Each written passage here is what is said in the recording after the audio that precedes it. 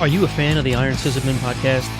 If you are, don't forget you can support the show via Patreon at patreon.com/IronSysadmin. Or you can buy merchandise at teespring.com/stores/IronSysadmin. And thank you.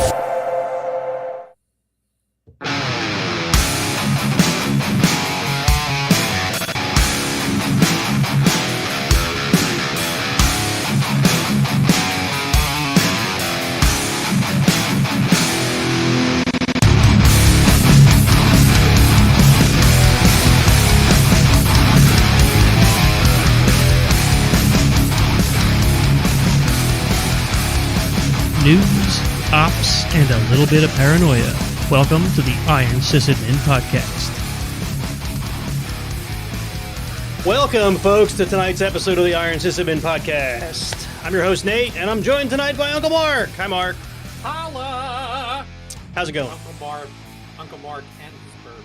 And his bourbon. I was like, do you start with more bourbon, or do you just start with a small amount of bourbon? Is that the thing? Do you sip that? I'm not really a bourbon guy. In fingers. Yeah, I started with 2 fingers, and I'm down about half a finger. I tend to sip it. My goal is 1 drink a night, because otherwise, it's a work night, right? Got work in the morning. Does this mean that people with thicker fingers drink more bourbon? I think that absolutely is what it means. Like, if I have really small hands, do I have to drink 3 fingers of bourbon? Where you might only have to drink 2 fingers because your hands are larger than mine? So let's hypothesize. If your fingers are bigger, that probably means you have more body mass. So you need more bourbon to have the same impact. I get it. If I'm a tiny person with tiny fingers, you need less bourbon. I need less actual raw bourbon. So, yeah. So what you're saying, scientifical to me. What you're saying is that the finger scale is curved according to body mass, and thus it is the perfect way to measure alcohol consumption. So Aranami does point out something, though. Does the finger have to belong to you? Only if you're calibrating according to, small person, small fingers. Now, if you get 3 fingers from me and you're a small person that doesn't have hands that are as big as mine, then your world's going to be rocked a little more. So, yeah. And then if you're ordering bourbon at the bar, right, then you may have to pick a bartender that's of a similar body mass to you. Otherwise, he may overpour or underpour your bourbon. Yeah, I'm overthinking this. The fingers thing seems to be kind of in the same swim lane as all the jokes about this. This meteor was 4 giraffes high because Americans will use anything but the metric system, right? It should be like, I'm drinking 50 milliliters of bourbon. No, we're going to measure in fingers, which are not the same across individuals. And what happens if I had an accident where I chopped the tip of my finger off? What if you didn't have a middle finger? Then you had to measure with these 2 fingers, and those 2 fingers together, I'm probably making gang signs right now, are not the same thickness as. Yeah, it's totally flawed. And not having a middle finger would be sad for other reasons. We should measure it in. That's my inner Jersey guy. We should measure in bananas. What could a banana possibly cost, Michael? $10? Arrested Development? Anyway. Sometimes I wonder if we should put the chat at the top of the show instead of the main topic. Yeah. Because we always start this way. I just, I like to think of this as just a nice warm opening for people rather than a cold open right into the show. So there were 2 things we wanted to get out of the way once I put my camera on so you could see. Yeah. I'm going to do one right now. Look at this. Ooh. It's like staring into an 8-ball. That's how dark this beer is. Is it tasty? It is. It is and I know some people are weird about fruity tastes in beer, but it's actually pretty good. It is a Bananas Foster Ice Cream Stout. Yeah, so Bananas Foster, if I remember, that's like vanilla ice cream, bananas, and then some sort of a liquor. New Trail Brewing. You usually light it on fire? Well, I didn't light it on fire. No, when you make actual Bananas Foster. This looks like in the real world. Oh yeah, it does have vanilla on the label, so it must be vanilla and it's good. That's all I got to say. It's good. And I know some people don't like banana flavor, but it's good. Banana Foster was a big thing in the 70s and 80s when I was growing up because I remember having it. You could get it at a restaurant on a fairly regular basis, and my dad used to make it sometimes at home as a dessert. Cool. Did he light it on fire? I can't. Yeah, because it burns off the alcohol, and then kids can drink it, or teetotalers. Awesome. Kids, teetotalers, and Baptists are allowed to eat it at that point. So yeah. All right. So the other I'll save for chat because it's whatever. let's get moving. What do you think? Should we actually like? Yeah, sure. Should we have a podcast tonight instead of just talking about how much bourbon your fingers measure and whether my Bananas Foster stout is good? Well, it would be a podcast anyway, but I think people want to hear about some nerd stuff. You're probably right. So I wanted to continue the cloud arc today, but I was having trouble coming up with a topic that I could do quickly. So I pulled this one kind of out of my back pocket. It's one I've been kind of thinking of doing. I've seen other things like this, but whatever. We're going to get right into it. Tonight, Mark and I are going to share with you guys our favorite Linux commands or perhaps utilities. Yeah. Right? I guess they're all commands. One of them might be considered a utility. And it's like if you're a parent, right? You don't want to admit that this kid's your favorite. Yeah. But let's be real. Yeah, but if you're a Linux sysadmin, there's certain commands you're always going to, right? And so for some people those are similar. For other people, it's they're totally different. Mm-hmm. And the reason these kind of topics are sometimes interesting for folks is you might learn about a command that you had no idea existed, and you're like, "Damn, I wish I had known that." Well, maybe tonight you'll learn a new command. So I'm going to start off with good old sed and awk, which are technically two commands, but I mean, come on. Do you ever use one without the other? Almost never.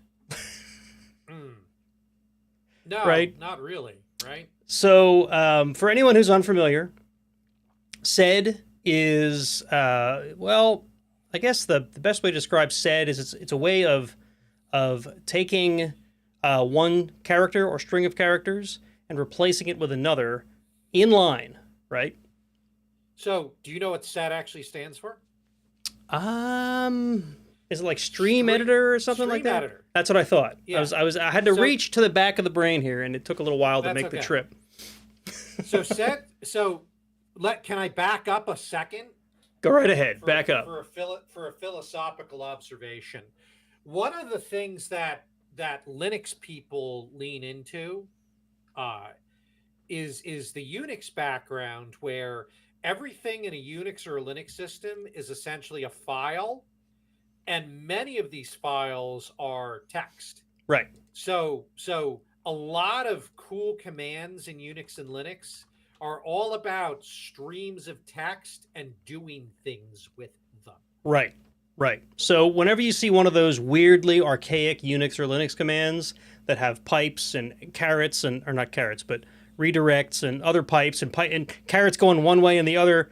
I keep saying carrots. The chevrons. Is that the right word? The triangle. The alligators. There you go. The alligators. That's because Bash, maybe not just Bash, most shells in Unix and Linux are designed to let you take the output of one command and send it to another, right? And those different pipes and greater than, less than, alligators, they're all about what direction you're sending streams, right? Yep. So sed is one of those tools, right? You take the output of a command, put it through sed. You can use sed to transform it before it comes out the other side. So more than meets the eye. Like really simple, if you want to take if you want to trim out the extra spaces, for example, you have a file that has like a bunch of extra spaces and you want them down to a single space in between each word or in between each segment, you can do that with sed. You can change periods to something else. You can transform, whatever.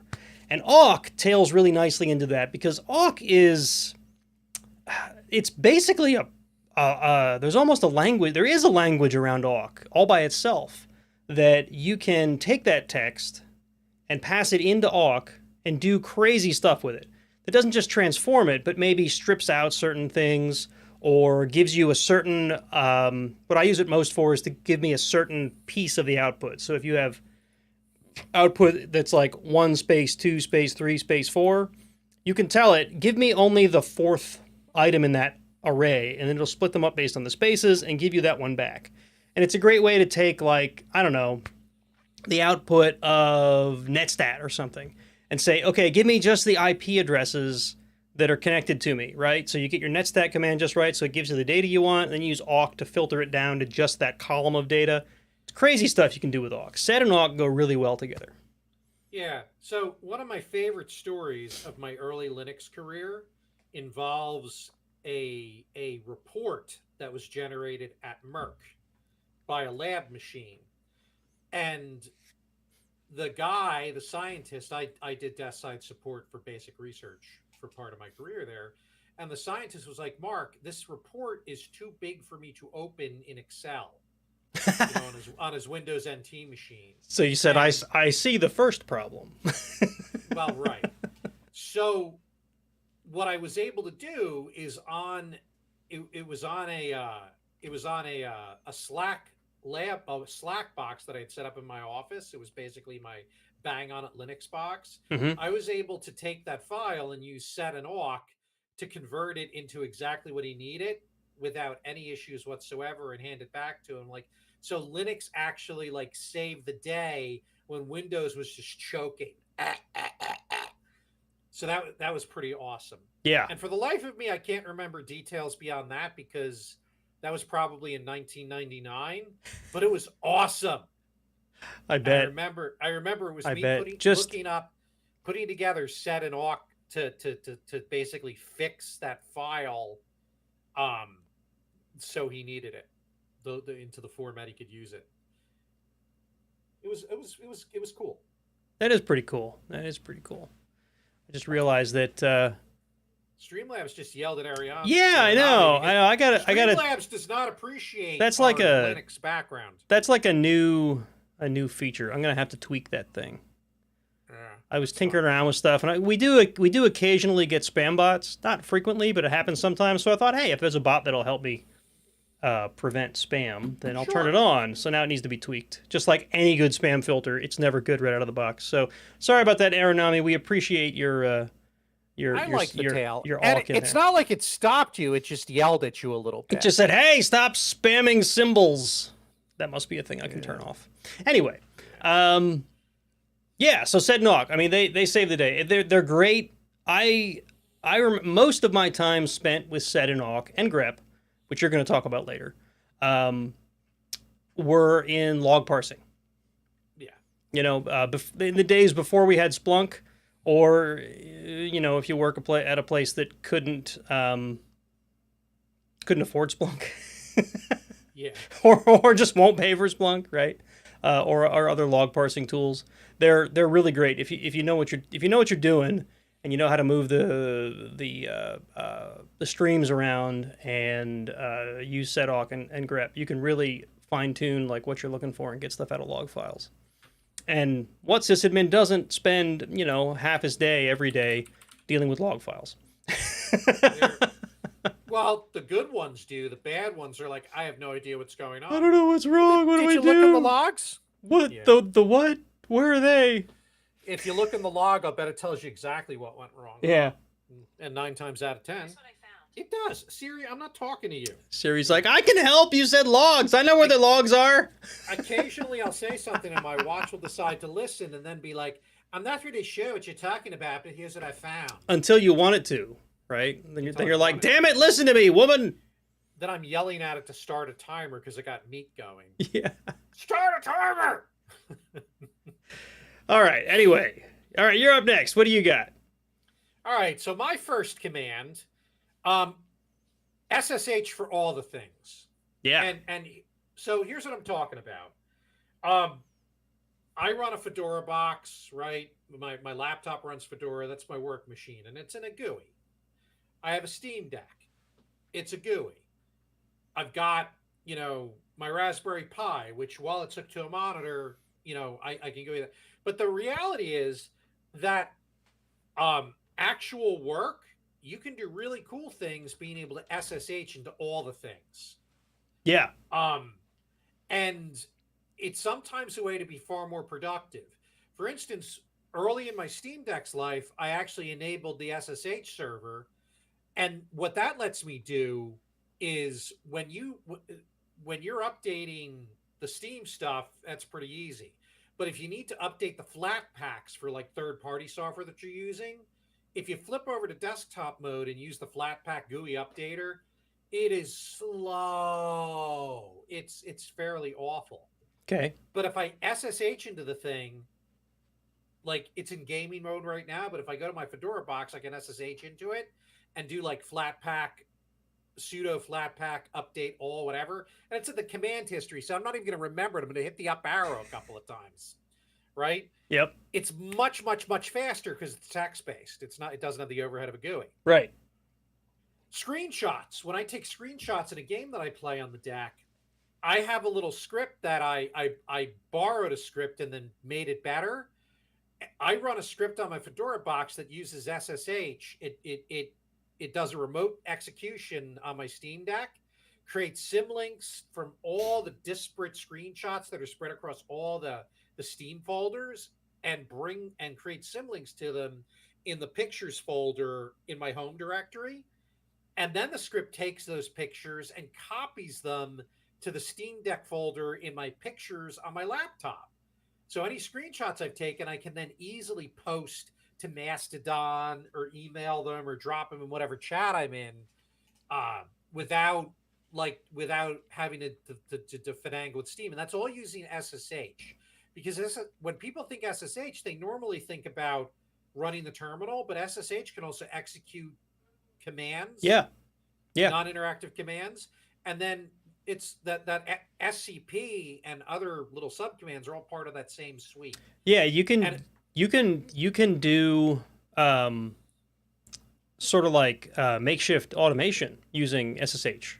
Well, that's before Ansible and before expensive third-party solutions like Chef and Puppet. Old school sysadmins, that's what we did. We had SSH keys installed, and we had bash scripts we would execute using SSH across our environments. Yeah, and or you could do a lot of admin with that. Neither of us listed it, but the good old-fashioned for or while loop at a bash prompt combined with a lot of these tools. Okay, well, one of my favorite commands. It is kind of one of my favorite commands, but I wanted to. I didn't want to make my list too long, and it wasn't the top of my list. But anyway, for doing a lot of the same task. For is amazing, right? Yes. And you can combine that with SSH and a command passed in, like you use a for loop to iterate through a list of servers, using SSH to send a command off to all those servers, and boom, you've got makeshift automation. Boom goes the dynamite. Boom. It's hand-rolled animation. It's not makeshift. So pour one out for SSH. Don't pour that out. That'll make a mess on your keyboard. I'm going to pour it into my mouth. Pour it into your mouth. Pour one out for SSH. Yeah. The best thing BSD ever gave us. Oh, jeez. No, SSH is great. That's a great tool. Speaking of network-related tools, and this isn't just for the hackers in the crowd, but I love Nmap. Nmap is great for... So what does Nmap do? Basics. It'll scan a destination server or even a range of IPs for ports that are open. And you can specify TCP or UDP. You can have it do like scans. You can have it do all kinds of cool stuff. I've barely scratched the surface on what Nmap is capable of. It does a ton of things. It is. There's so much in there. It's so much more than just a port scanner. But primarily, I use it as a port scanner. And the reason I think sysadmin should care about a port scanner is, you're troubleshooting a problem. You've got a remote web server, remote service of some sort, and it's not responding the way you think it should, or it's not responding at all. Is the port open? Can I get to the port? Go from your client machine, Nmap, to the server, see if the port is even listed as open and listening. And Nmap will even do some stuff to try to, if you tell it to, like identify what's on that port, right? Yep. So if you don't get an expected response from the port, or the port says it's filtered, or the port says it's not open at all, now you've got like legitimate info that you can go on. It's not just for hackers trying to break into your stuff, although it's also good for hackers trying to break into your stuff. And so flipping that around, Nmap can serve the same purposes. When you leave your house and you lock your door, you wiggle the knob. You run Nmap to see, hey, yes, do I have ports open that I don't want open? Yep. How exposed am I? There was... If the port ain't open, the traffic can't come in. There was a point where I was contracted by a place I used to work to help them clean up the PIX firewall that I helped them manage while I worked there, right? Mm-hmm. But they had lost expertise after I left, and it had gotten kind of crusty, right? And they didn't have support from Cisco anymore, and they couldn't afford like a real Cisco certified person to come in and do it. So they just said, like, can you help us out? So what I did is I did an Nmap sweep across their network from outside. to say like the sonar noise when you were doing that. Yeah, I did. To say like what's open and what can we maybe close, right? So that was just kind of the start to say like, this stuff probably shouldn't be open. This stuff is probably fine, right? And then I probably used sed and awk to go through the data later. Probably. But that's a great use for it. You can from the outside scan your whole network and see if there's anything listening you think shouldn't be, and then figure out what that is, why it's listening, and shut it down if it's not supposed to be. So Nmap is my next favorite tool. Nice. It's a fine tool. All right, I guess I'm up. Yep. And one of my favorites, it's grep from whom all goodness flows. I was going for the Lutheran hymn. You had grammar corrected me, and I went back and fixed it. Yeah. And I validated the actual language. Yeah. No, that's why I put it as a suggestion. I thought it was just funny. Yeah. Grep through whom all goodness flows, because that's more true. The lyric is from whom I know. all goodness flows. I know. So grep is in the same family as sed and awk. It's like the little cousin in some ways because it's simpler. But grep, I use it all the friggin' time, especially when I'm troubleshooting, trying to narrow stuff down, because grep basically you'll take a big chunk of output and then pipe that to grep, and you can search for specific strings, or you can search for lines that don't have specific strings or whatever, really. And I actually barely touch upon the power of grep. And it's still so powerful, right? Yeah. Like for troubleshooting, you can just pipe the main log and grep against error or grep against fail, and there you go. There's all the lines in the log that show things that did not work, and then you can dig in further. It's a really good way of narrowing in on data you're looking for. When I was it's just it's so simple, but yet it's so powerful. When I was early on in my career, when I was doing basically level 2 network support, and there was this use case where we sometimes had to look through a log file, right? Imagine that. The live log file was it was on a Linux machine. It was from Cisco gear or something, but it was stored on this Linux machine because it was remotely logging.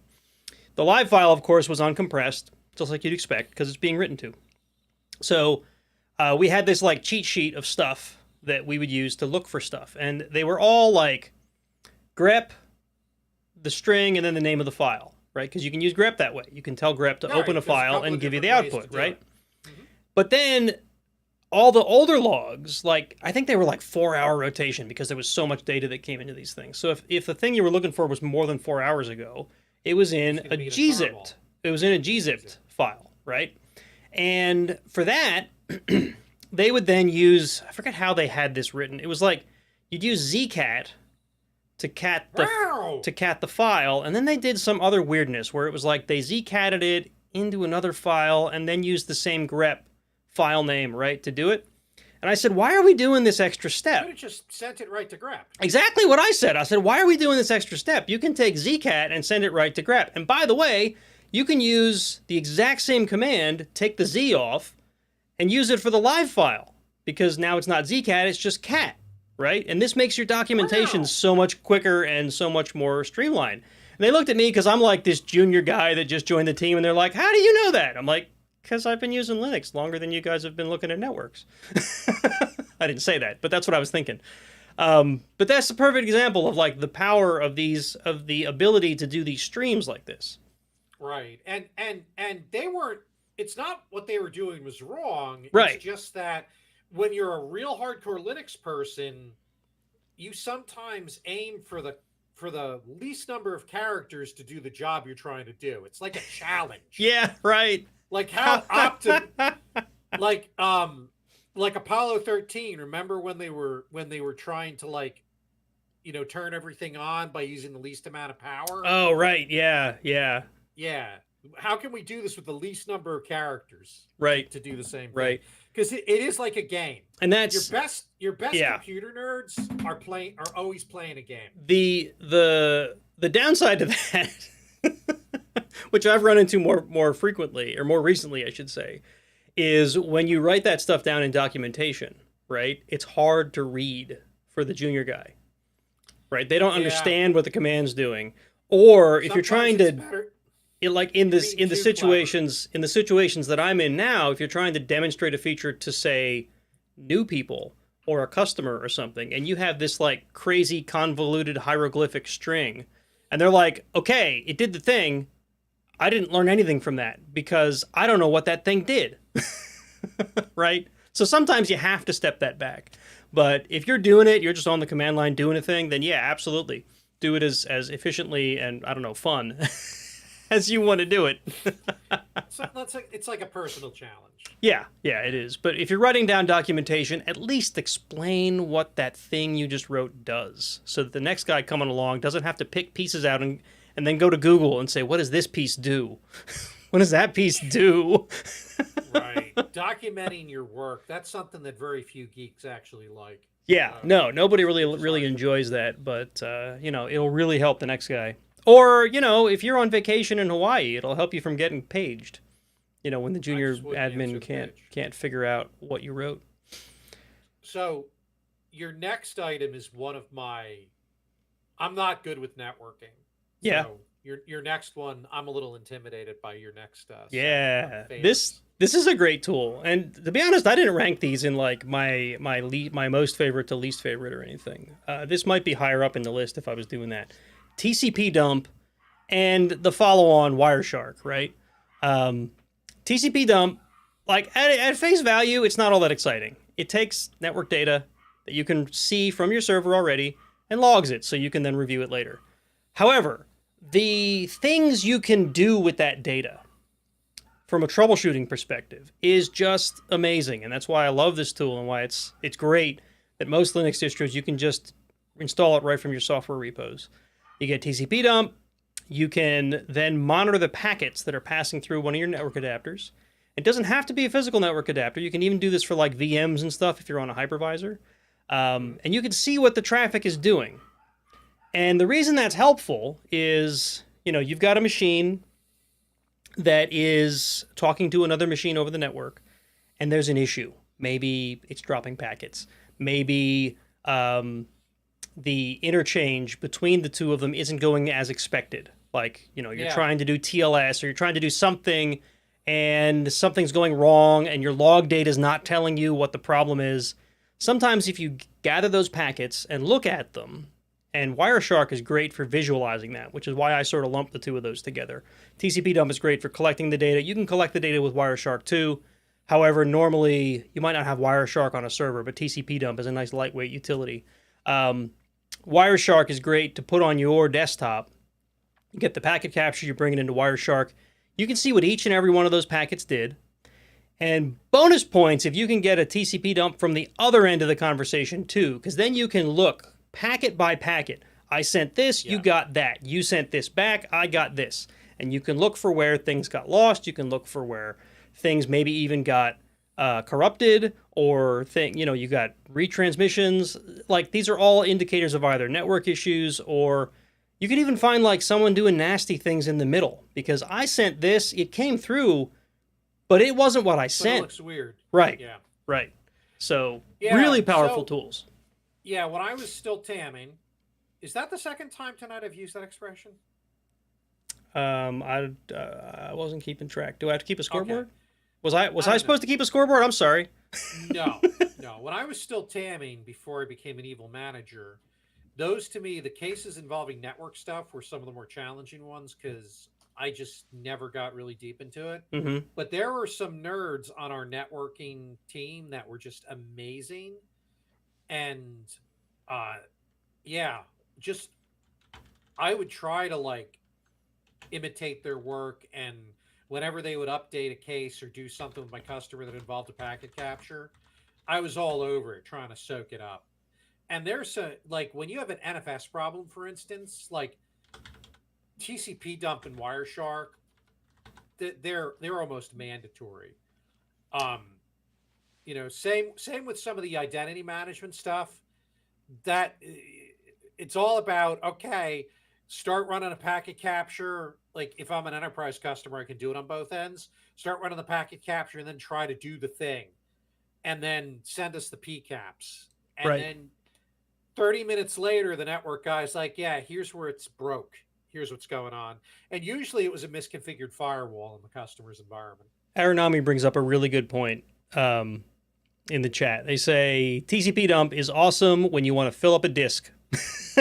Hey, hard drives need the occasional exercise, just like our new puppy. Yeah, Sometimes you so need to let her run around. Sometimes you need to let the hard drive spin. that's a great caveat, okay? TCP dump does two things that are negative, of course, on your machine. Well, probably several things, but two major things that are negative. One, it can impact performance, because now every single packet that passes through your machine is also getting written to disk.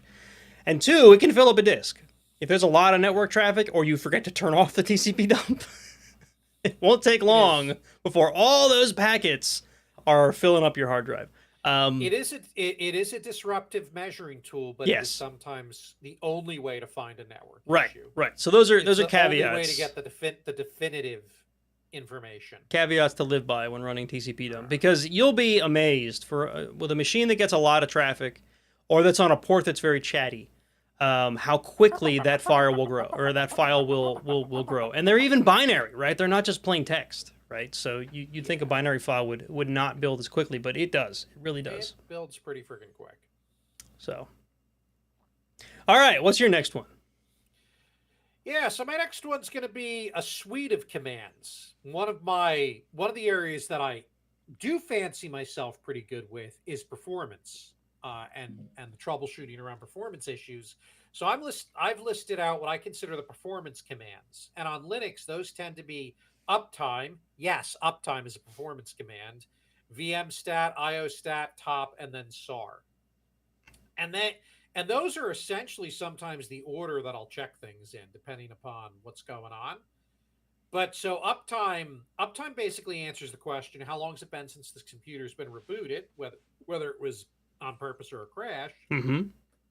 And then it shows system load for I think the default is the past 1 minute, past 5 minutes, and past 15. I think those are the things, but essentially it shows the trend of load. And essentially, if that load is greater than the number of processors on the system, you're probably looking at CPU contention, right? So if it's a 16-core machine and the load is 8, you're fine. Yep. If it's 200, you're thick. Not so great. Yeah, top is one of those, like the load average in top is one of those things well, that's uptime. Oh, I'm sorry. Uptime and top also, same basic, has a load average. But top is neat because for those of you who don't know what top does, is it gives it shows you the all the processes run on the machine. It updates live. It shows you the memory consumption, and you can sort and filter and try and figure out what's using how many, which CPUs are running hot, what processes, how much, processor time are they using, how's that changing in real time, how much memory are a particular process is using, both resident memory and virtual. So top is a really good live way to look at data. And I believe you can actually run top in batch mode, where it'll every X number of seconds dump that data to a text file. Right. And then you can, of course, run it through sedawk or grep to filter through. But yeah, two of the most commonly misread statistics that I see when dealing with performance troubleshooting is the load average and the data you get out of the free memory tool. Just free, right? People, especially in the old days when systems only had a single CPU, right? Everybody got used to a load average of 1 being 100% utilization because you only have one CPU, right?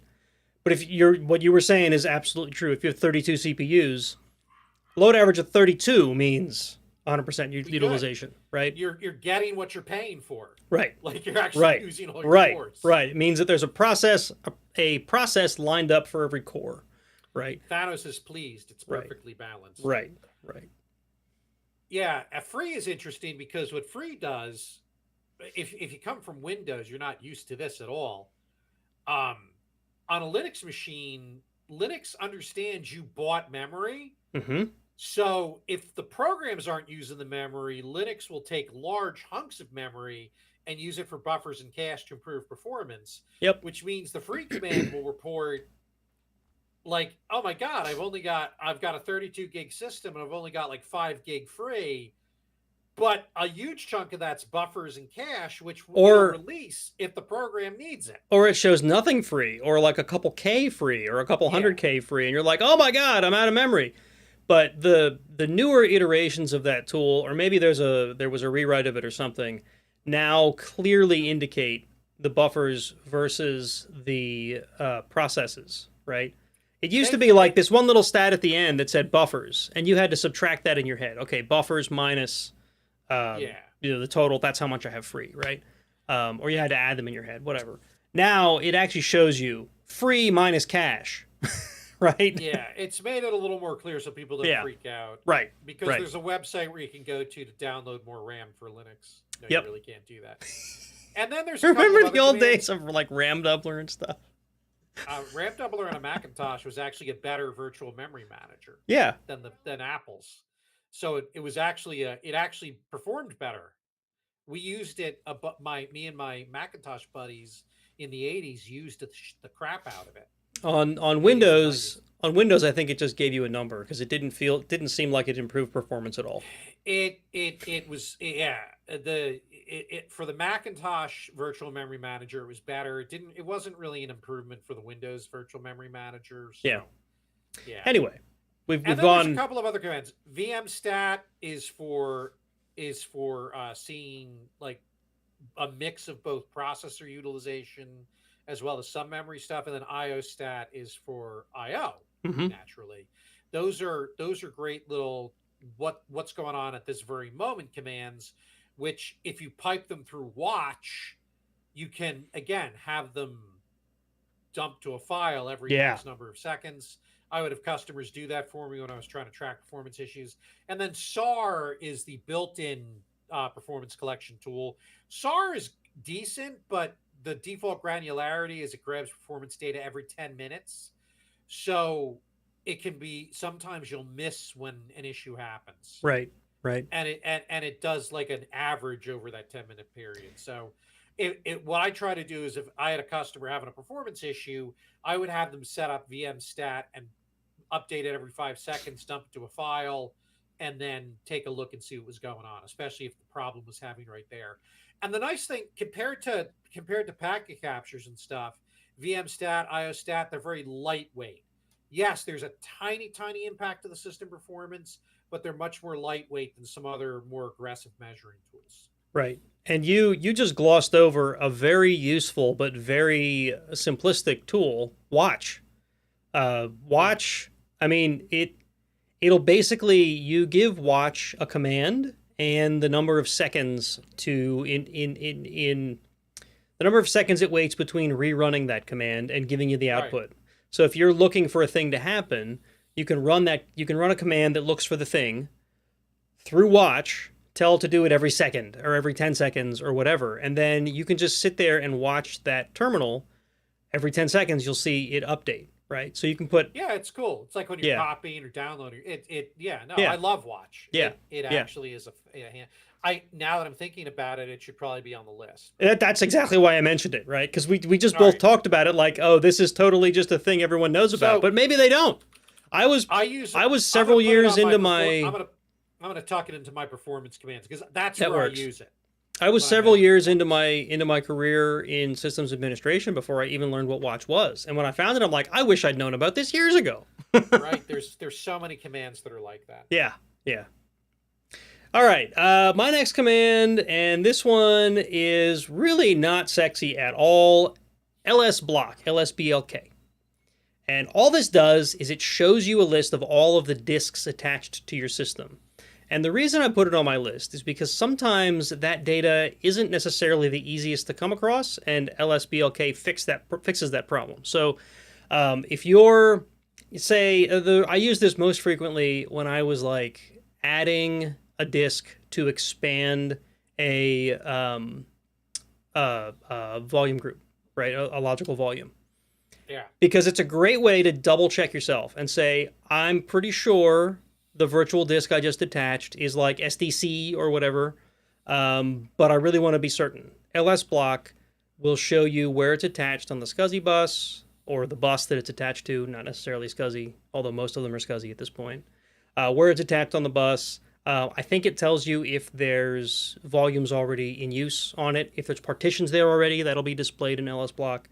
It's a really handy tool. It's a great way to double check yourself before you accidentally blow away your production data on that disk you thought you were expanding. So I just ran out of my Fedora machine, and I'm going to disagree with you about something. What? I think it's super sexy.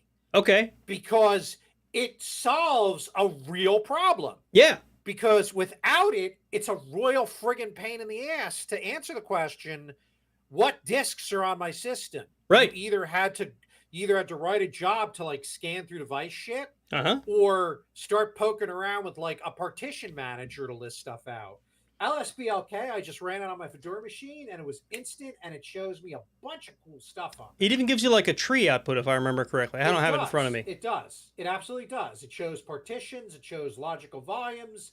It shows that I've got an encrypted file system that leads to this. I mean, I argue, my friend, that it is a super sexy command. Okay. That fills a need that we absolutely need it. I'll go with it. Yeah, the reason I said it's not that sexy is because you don't need it often, but when you need it, it is super helpful.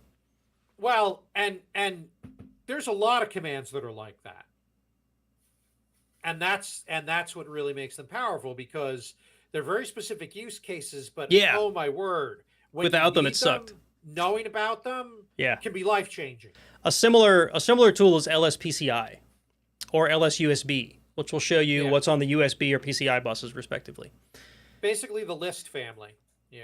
Right. So Aranami says, we're playing a lot with Ceph and NAS. I think, he means SAN nowadays. So LS Block and Multipath LL are both very useful. Multipath is another tool I didn't touch on at all, but if you're using a SAN, Multipath is very important.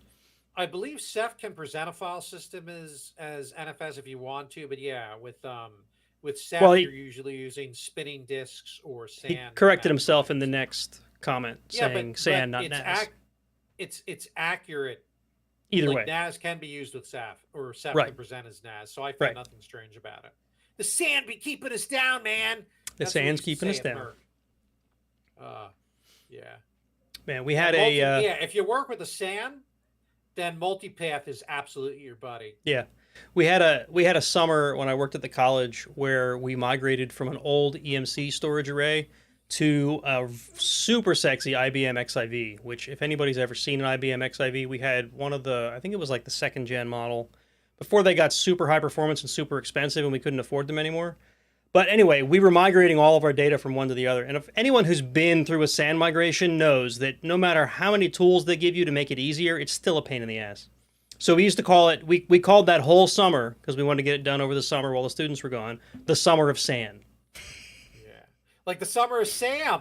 Right, exactly. The serial killer. Yeah. It's the summer of SAN. Nerds are so dank sometimes. The guy who was managing the systems team at the time, he was the guy that would walk in and write tasks on your whiteboard, right? Yeah. He walked into my office and he just wrote in like this metal script, "Summer of SAN," at the top of my whiteboard, and it stayed there all summer. That's amazing. Yeah. He was a good guy. I kind of miss working for him sometimes. Anyway, we should submit this Part A to enable Sysadmin, by the way.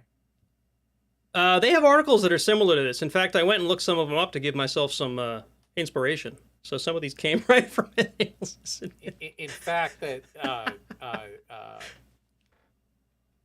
Tyler wants me to write us an Enable Sysadmin article about the Steam Deck. Yeah, that'd be fun, man. You got to do that. Now I got it. I'll think about it. Now you got it. Now you said it on the air. It's gonna have to happen. All right. So where were we? That was. I work best with pressure and/or a deadline. So that's probably good. So that was LS Block. What's your next one here? All right. So this could start a minor religious war, but hang on. Let me duck. Yeah. So this is not a specific command, but a concept instead, and that is System D and the drop-in files, especially for creating services. Yeah. Because I got to be honest, Nate, the old school Bash scripts for starting and restarting and tracking daemons, I always found them to just be awful at best, Yeah. quirky Yeah. at worst. And maybe it's because I'm just not a great scripter. I would look at them and be like, what is this even doing? Yeah. What the fresh hell is going on in this huge script? You Yep. know, some third party vendor would write it. Yep. And System D has taken all that nonsense and said, look, here's a declarative block. This is how you declare a service. Just tell us what you want it to do. We'll handle the rest. I'll handle tracking the PID. Yeah. I'll handle tracking the children. Yep. Yep. We good. Yep. So instead of this huge script, you've got this 5 or 6 line unit file, which is just like, oh. And some of the stuff you can make Systemd do with your unit files is just amazing. You can declare like where you want it to start, if it depends on other services, if you want it to start before or after another service, because maybe the thing that you're starting up really needs, I don't know, your authentication daemon running first, or the networking has to be up, or whatever, right? And there's all kinds of power there. So I know we're both Red Hatters, and of course Red Hat uses Systemd, as do a lot of distributions nowadays. So maybe we're biased. But no, I'm biased because it makes, to me, a lot of system administration much easier. So that the CTF stuff, the engine you wrote for the CTF stuff was good, but it was based on the sysint files. Yep. I rewrote it with the Systemd stuff, and it was so much honestly, easier the way you wrote them. It's better now. Yeah. Yep. Like you're not running into issues where you couldn't shut down the file watch stuff. Yep. Now that there's proper Systemd services, you can turn them off and on easily, and it just works. Yeah, that was always problematic on that thing, but the Pi, when I wrote that, wasn't using Systemd yet, and Raspbian moved over to Systemd before we did the one for the pubcrawl CTF that you were involved in.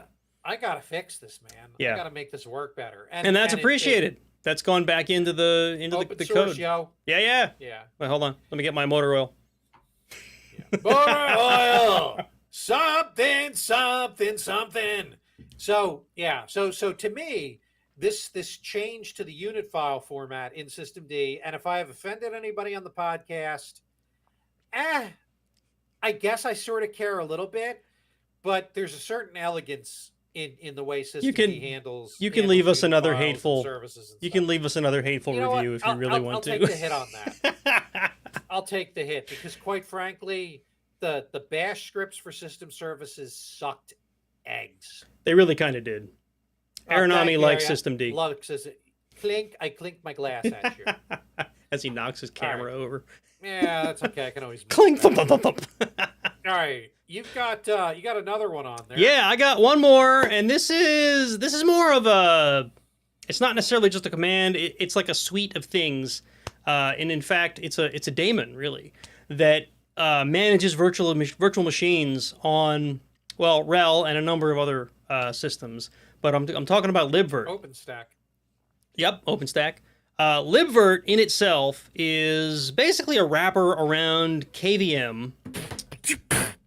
Yep, just like that.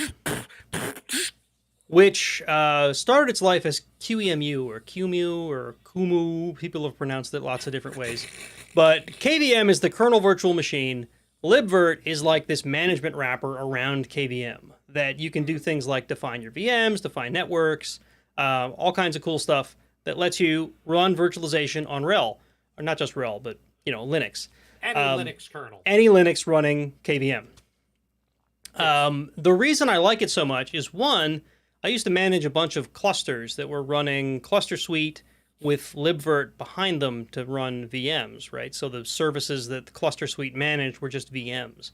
And it was super solid and super, there were times it felt like difficult to manage, which is why we moved from that to Red Hat Virtualization when Red Hat Virtualization hit the scene. But Red Hat Virtualization was libvirt behind the scenes, right? And OpenStack is libvirt behind the scenes. And there's a lot. What's that one that Ubuntu uses? Proxmox, is it? I think that's libvirt behind the scenes. That sounds about right, yeah. But it's a really powerful, really great virtualization platform. Free. Just run it. You just install the packages, run virtual machines. There's no, I love it. My virtual machines that I run for my lab down in the basement, all libvirt. Yeah, my Relay lab box is that's running, just naked VMs on it. Yeah. Using KVM. That's what the Valheim server runs on, for instance. Right. And right. some of my test machines. Yeah, good stuff. Yeah, virtualization is a pretty cool tech, and KVM's nice. It's simple, it's lightweight, it's reliable. Good stuff. And if you don't mind the management overhead of managing the thing via the command line, you can run it enterprise ready. I mean, this thing, it works. It works well. Well, if you using a Red Hat machine, or I guess something, really any Red Hat similar distro, you can use Cockpit. Mm-hmm. Which has support for managing most of the work you need to do on VMs. That works really well. Some stuff you still need Virt Manager or the command line, but the web console does most of the stuff you need to do. For me, with my existing familiarity with libvirt, I've been able to get by with Cockpit and the command line, and I don't need Virt Manager for anything anymore, which is good because it's deprecated, which is kind of a shame because it was such a great way to manage libvirt. Well, NSLookup has been deprecated for 20 years and it still works. So Good point. Good point. Take that for what it's worth. Good point. But Cockpit is great and it's always getting better. So, and my latest hypervisor that I built, which I talked about on the show a couple months ago when I bought that used piece of hardware, I don't want to say entirely manage it, but I do most of the configuration through Cockpit just because it's so much easier. Right? Like setting up bridges for virtualization and additional IP addresses and stuff. It's just so much easier through the UI. I can do a command line, but why go through the pain, right? Yeah, good stuff. All right. I think you got another one. I have... You have a group here. I have... Where are the notes? I can't find them. I had to find the window. So I know Google's a thing, right? Yep. But the reality is, in the best cases, Linux and Unix is self-documenting, which means the classic man command. If you're not sure what the command is, apropos can be used to find the command that you might think you need to run. And then most commands that are well behaved, you can do the command and --help or /? to get help, and then the command can almost teach you what you need to do. Right. So the built-in help system inside of a Linux box tends to be pretty solid, and you sometimes need it because maybe you don't have a good cell connection, or maybe you don't have the internet because you're on site somewhere. And the client, you're in their server room and you just can't connect, whatever. Right. And that's something that was far more important a couple of years back. But it's still good to be able to know how to ask a Linux system how to help you. Or, I can start with the man command. Maybe you're sitting for an exam and you just forgot the command line arguments for this thing and you can't pull out your phone and look it up. Well, that's correct. That's a very artificial situation. It is, but it's true. Red Hat certification exams, you do not have Google. Right, but you do have man. You do have man, you do have apropos, you do have /help on commands. Yep. So that's kind of a shout out. And that kind of, to me, that really highlights that even if you're not a programmer, you can give back to open source by contributing to documentation. If you feel a command is poorly documented, you can do a pull request on the man page or on the help and help make it better for the next nerd who's coming along. Yeah, absolutely. And that goes back to what we were talking about earlier with those archaic commands, right? You came up with that cool one-liner, but no one understands what it does, but you really don't want to document it. Maybe someone else can come along and document it, right? Systems administrators don't love to document. Developers don't necessarily love to document. Maybe your passion is writing good documentation. You can certainly give back in that way. And I really like man pages or helps that give actual examples. Mm-hmm. Here's a common thing people do with this command. So here's an example of it. I think that really helps. What is that? TLDR is an awesome package too. I'm not familiar with that. No, I haven't used that one. We just need some quick examples. Command line. Packages providing this file are TLDR and TLDR. TLDR? I might have to go and install that on my Fedora box. Yeah, now we got to see what it does. To hell with it. Sudo DNF install TLDR. Because they should be fast. See, this is how we convince Mark to install malicious code on his machine. Hey, have you ever heard of this thing called... It's coming from the Fedora. Insert malware TLDR. Here. Command to look up. So TLDR... let's do list. List is not available. Let's do ls. TLDR ls. Oh! That's actually kind of nice. But what did it do, Mark? We can't see it. So it actually gives, it says what the ls command is, and it gives you a link for more information, but it's literally examples. So let's that's cool. Grep. Let's see what TLDR grep gets me. Do a TLDR on like awk. Something complicated like, I don't know. Oh, this is actually really cool, and it uses separate colors so that, all right, yeah, let's do awk. TLDR awk. Versatile programming language, print the 5th column in a space-separated file. Print the 2nd column, lines getting... That's awesome. You know what? This is awesome. I love it. Thanks, Aeronomy. I love it. You gave us a great suggestion. This is the it whole point of this examples. Show. TLDR. That's pretty cool. And it was part of the Fedora repo, like right in the Fedora repo. So I trust it. Uh-oh. The Streamlabs bot has now slapped down Aeronomy again. We apologize, Aeronomy. You gotta rein that bot in there, Nate. It's a Nazi, I'm telling you. That was not a particularly long message. This bot is Hitler reincarnated. Oh, come on. Now that's a little extreme. And in this political climate, you might want to be careful. I guess you're right. I shouldn't say things like that. Ariane, thank you. That's a wonderful command, and that will. I'm going to share that with people. That's awesome. It's pretty cool. I'm going to have to write that one down. All right, and that is the end of our list of our favorite Linux commands. Now, there's probably a million that we didn't mention. Folks, if you want to reach out to us and let us know what your favorite Unix, Linux command or utility is, we'd love to hear. What do you like to type? Yeah. Yeah. Bro pages is highly readable supplement to man pages. Get it? Because man and bros aren't quite men. Bro. Yo, bro. And the dogs are barking, of course, because they are, because we're recording.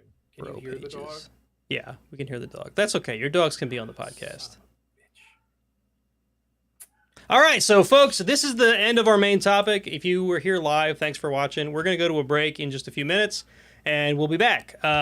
If you are tuning in, audio only, then you want to make sure you check out part B of the show. We're going to have our chat and our news, and I'm sure Mark will sing some more. Maybe you like that, maybe you don't. Maybe he'll talk like Dr. Doofenshmirtz. A platypus? A platypus!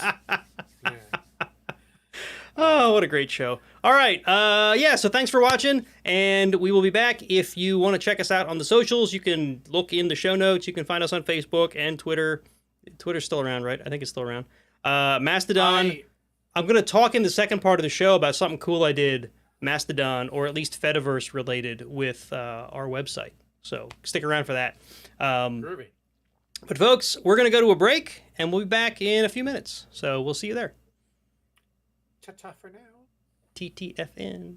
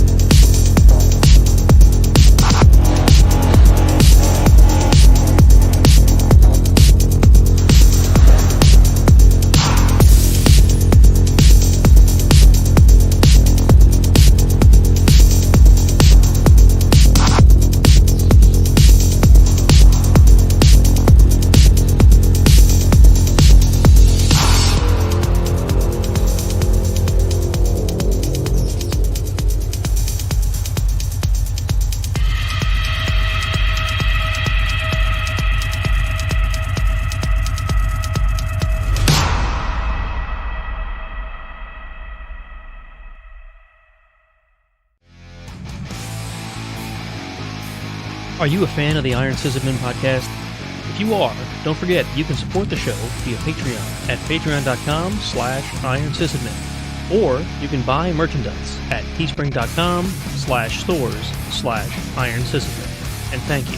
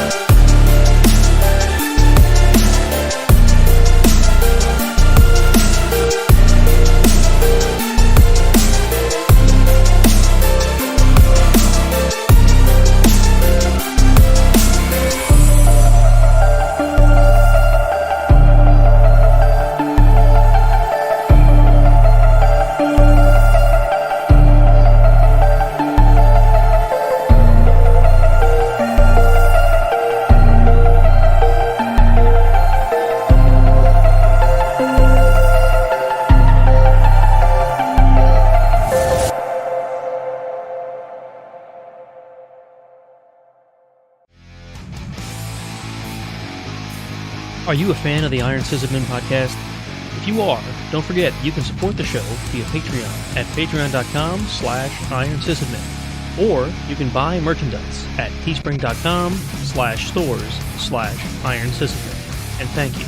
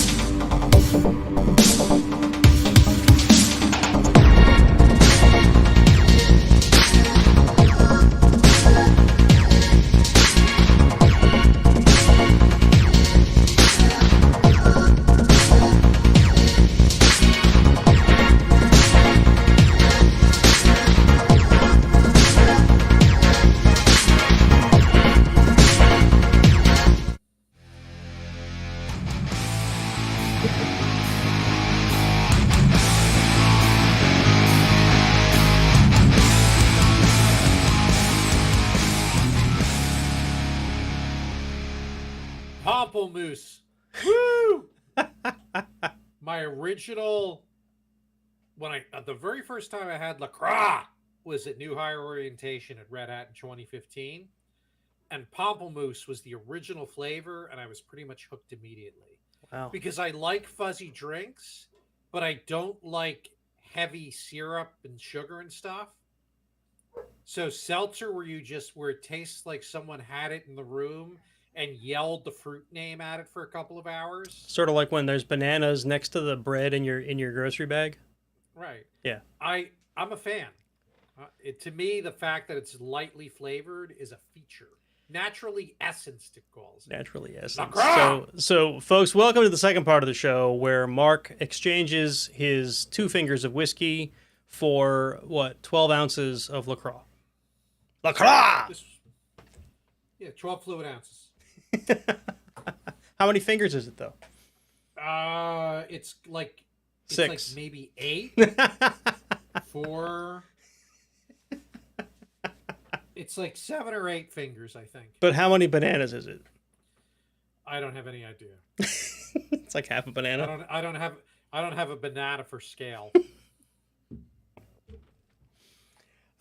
So folks that were here for the first part of the show, especially poor Aranami, who was buffered by rebuffed by our very overzealous bot.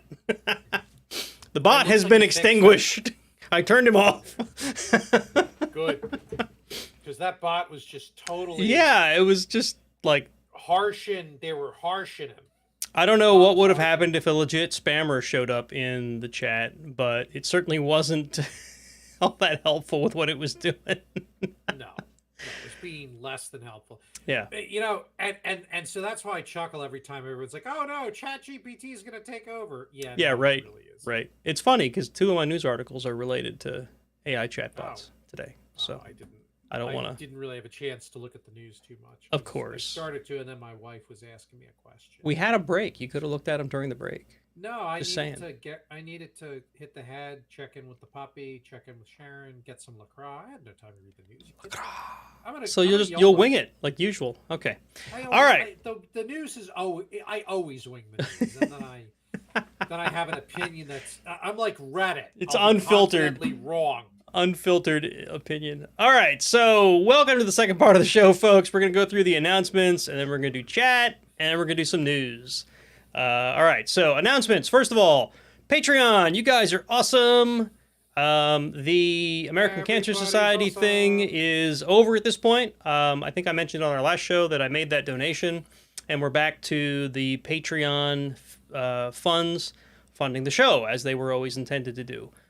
Thank you, those of you that stuck around for the American Cancer Society thing. It was a great cause, I think, to support. We had one patron who restarted their patronage right after the American Cancer Society thing. So I'm glad that they were able to opt out of a thing that maybe they didn't want to support for some reason. That's fine, right? We understand that. So Any of you that did pause that were waiting for the American Cancer Society donations to end, that is now over. So if you wanted to come back, you're welcome back, and no hard feelings. All right, so the patrons. Either way, all the love. Right. All the love. All right, so we've got the patrons to go through. Name pending 197, Jeremy, Odin, Andrew, Tatro, Bruce, Robert, David, Solemn, Linux, Sys666, Mark with a K, The Mentor, Mark with a C, Julius, Andy, Jay, and Charles. Thank you all for being patrons, and we hope you enjoy the show. You guys are awesome. All right, and as usual, if you want to get merch related to the show, support the show that way, you can find us on Teespring. There's a link in the notes for the show, teespring.com/stores/IronSysadmin. All right, I thought there was another announcement I had. Oh, I just forgot to write it down. The other thing is the cool thing I mentioned in the first part of the show, which is that IronSysadmin.com, that is the website which you can find our episodes and stuff on, is now part of the Fediverse. I've joined IronSysadmin.com to ActivityPub. There's a plugin for WordPress that basically you can follow the site from Mastodon now, or from wherever you're doing ActivityPub. Really? If you look for @Nate at www.ironsysadmin.com, you should be able to follow us right there. So now, instead of me having like a Mastodon account for the show's website is the account for the show on the Fediverse. So I think that's really cool. It's like old school RSS. You think about this. I'm at the website now. How would I know that? I guess I didn't actually make it. So what you would do is through Mastodon, you'd search, and it's at the bottom of the show notes if you want to just copy and paste it. But it's @Nate at www.ironsysadmin.com. If you search for that in Mastodon or whatever you're using to be a client of the Fediverse, you should find basically a couple posts that came when we did things like post new shows. I set it up a couple months ago at this point, and I've just been kind of waiting to announce it to make sure that it was working the way I thought it was going to work and all that. But you can go follow the show now directly through ActivityPub. Got it. Isn't that cool? That is cool. I'm just wondering how someone would discover that. I'll probably have to make a little blurb on the website that says, hey, you can follow us this way. And I'm not trying to be critical. I'm just, No, right. So, I mean, one way is I'm putting it in the show notes now, so if people want to find us that way. Obviously, cool. If you're searching for things that we mention through the website, you should find us through search on ActivityPub. Though it's not exactly the same as a normal social client, right? There's not like a lot of hashtags and stuff in there that you might search for. So maybe I have to start doing that with the show notes when we post stuff. I don't know. I'll have to figure all that out. But I thought it was really cool. I think it's really neat that it's now just part of the Fediverse. It's not this ancillary thing that I have to link to. You can just follow it directly. I think that's a really neat technology. So learn something new about the Fediverse every day. Pretty cool stuff. So that was the other announcement. I just forgot to put it in the announcements. Neat.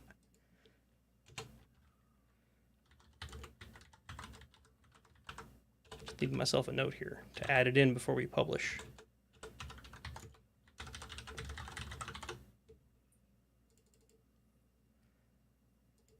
All right, so that brings us to normally we would talk about reviews here, but there aren't any new reviews, so we can't talk about reviews. Much like Bruno. No reviews. Leave us reviews, and then we won't sound so sad and empty when we talk about reviews on the show. Go review the show. We want to hear from you guys, as long as it's good. Only good reviews. Mark's ego can't take another hit. I'll deal with it. All right, and that brings us to the chat. Mark, you have some stuff to chat about. What do you want to chat about? Yeah, so non-tech, but still pretty cool. We got a new puppy named Coco. I've dropped a link to a Google photo album of her doing various goofy things. Various puppy things. various puppy things. It's One of them's an actual little movie. it's kind of hilarious that this breed of dog, the puppy, isn't much smaller than the full-grown dog right next to it. Well, Clementine is tiny. Oh, okay. Also, uh, Coco has a lot of hair growth. Oh, She's so very she's. fluffy right now. I'm If not you were fat. to It's give her this fur. I'm no, if puffy. you were to give her the same haircut as Clementine has, she would look much smaller. Okay. And she'll be getting that haircut in March. So I'll do some follow-ups once she's been shorn. Shorn. That's funny. Cute little puppy. Our own puppy that I think I mentioned when we got her back in October is now probably almost 40 pounds. She's getting big.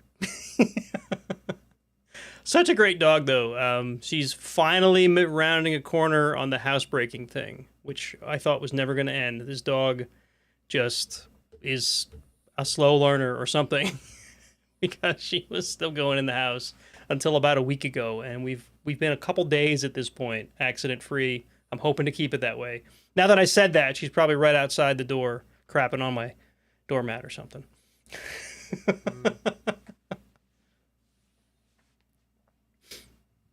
All right, what else you got? All right. So last week was Red Hat Tech Exchange, which was a live gathering of nerds in Dallas, Texas. And of course, Dallas, Texas ended up with ice storms. Yeah. So there were a lot of things about the event that didn't go as planned. Some people couldn't make it. But this was the first major event since the plague. Yeah. I finally got to meet some of the folk who report to me in person. I gave many business appropriate hugs to other Red Hatters who I haven't seen in literal years. I'm really bummed I had to miss it. Although, for all I know, my flight would have got canceled and I would have had to miss it anyway.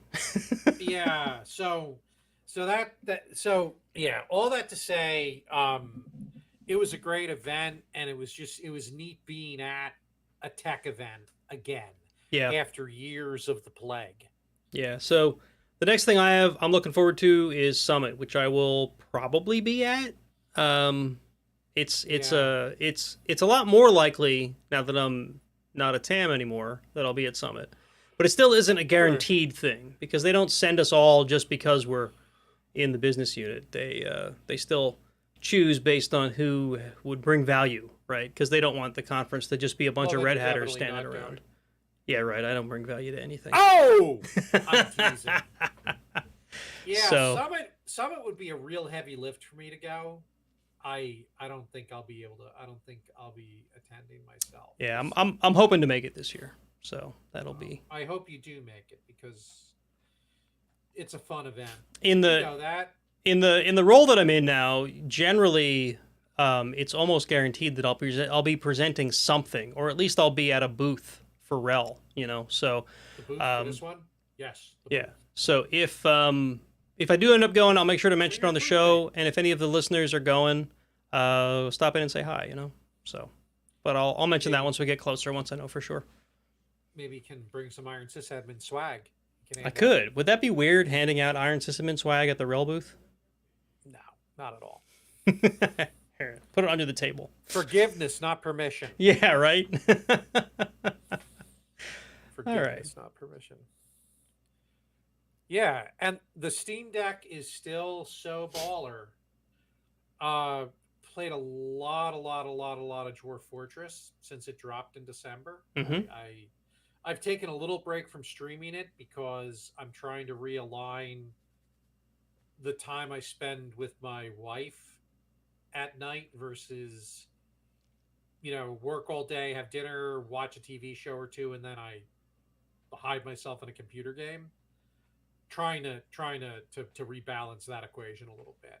So I'm not gaming at night or streaming at night as much as I used to. And the week prior to Tech Exchange, I pretty much didn't do anything because I was spending extra time with it. I kind of figured that you'd missed out on our weekly Valheim, and then you weren't on the show that week, and I'm like, he's probably focusing on family this week because he's going to be away next week. Yeah, so I kind of guessed that much.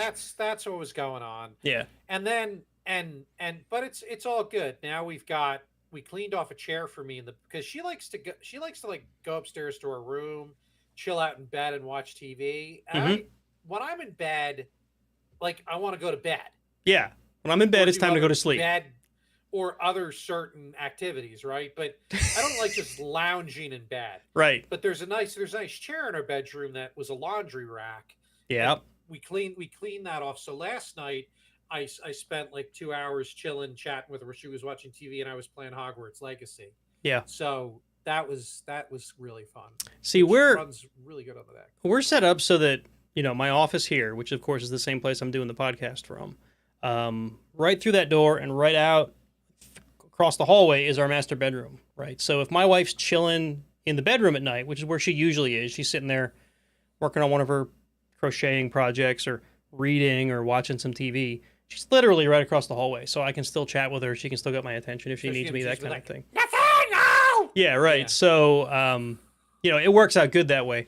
My office used to be in the attic, and I was like isolated from the whole family when I was up there. That's part of why I like having my office down here, because yes, the kids barge in sometimes on show night, but on a normal day when the door's open, I don't care if they come in. I'm here. I'm not isolated up in the attic. So, it works out. If I give you a hard time about that, but I kind of miss those days when they were your kid's age and the place was kind of crazy, but it was a good crazy. Yeah, no, my office is down. Well, my house layout. My office is pretty much as far away from my bedroom as it could be. One corner of the house, lower level bedroom, other corner of the house, upper level. Yeah. Yeah. So she couldn't even scream for you if she fell out of bed, right? She's pretty loud. I can probably hear that. Neither you or I have a particularly quiet spouse, and that's fine. That's true. So maybe one of these days I'll go to Steam Deck. I don't know. It's neat from a technology perspective, and that's mainly why I want it. But it's one of those purchases where I just don't know how much use I'd get out of it. But it's also one of those purchases that once I have it, I might use it a ton, right? So see, I was concerned about, will I actually use this thing? And the answer is absolutely. Yeah. I have a docking station, so I'm going to move the camera. It's docked right now next to my gaming rig. It's a smaller monitor. It's the Raspberry Pi station, right? It's got a keyboard and mouse. And I can play it there. I've got a dock attached to the big-ass TV in the family room behind me. So I can throw it on that, or I can pretty much move it anywhere in the house I want. And because you can walk around with a game on it, or you can instantly pause it. If you have a wireless controller paired to it and you dock it on your TV in the living room, you can hang it on the couch and play PC video games. Yeah. That might actually sell it for me. That might be it. That's the selling point. Will it work with my Stadia controllers? Well, you got the little dongles. Well, so there's a couple of things that have happened with Stadia controllers, right? You actually have the little dongle that makes it feel like an Xbox controller, right? So it's not a. Wasn't there also wasn't there an update to them where they there was it's a generic? All right. We talked about it on last week's show. There's now an update for the Stadia controllers, and if anybody wasn't aware of that, you can go to last week's show notes, or not last week's, 2 weeks ago show notes, episode 131, and there's a link to a web app that you can use to unlock these things so they're Bluetooth. Right? At the moment, they're like out of the box, they're this proprietary Wi-Fi protocol, which talked to the Chromecasts, right? Now they're Bluetooth. And there's you can now pair them to anything that talks Bluetooth. The tricky part is they're recognized as a Stadia controller. Not every game that I've used on my PC, even though this thing is paired Bluetooth, recognizes it as a controller. Because it doesn't know what a Stadia controller is. It knows what Xbox controllers are, and it knows what PS5 controllers are. It doesn't know what Stadia controllers are. But there's a shim you can put in place that emulates the Xbox controller and passes it through, because it has the same buttons as an Xbox controller, essentially, and passes it through to the Stadia controller, translates.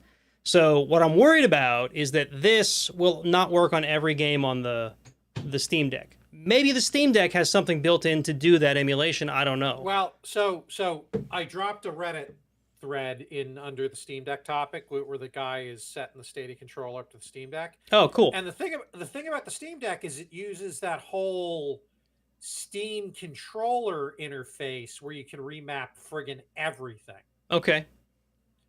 Right? It uses it so I'm thinking yes. Now, next time you and I see each other in person, we can just try my Steam Deck. Yeah. You can bring your Stadia controller, and we can see what happens. Or so you go to Lumberville next Friday? I don't know yet. That is coming up just next Friday. If you decide you want to go to Lumberville on the 17th, we'll have to sync up on that.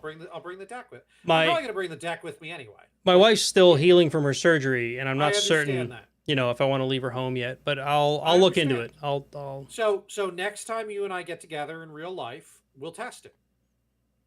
Cool. I don't mind. Cool. Here high rest of the planet, as Nate and I basically. Yeah, right.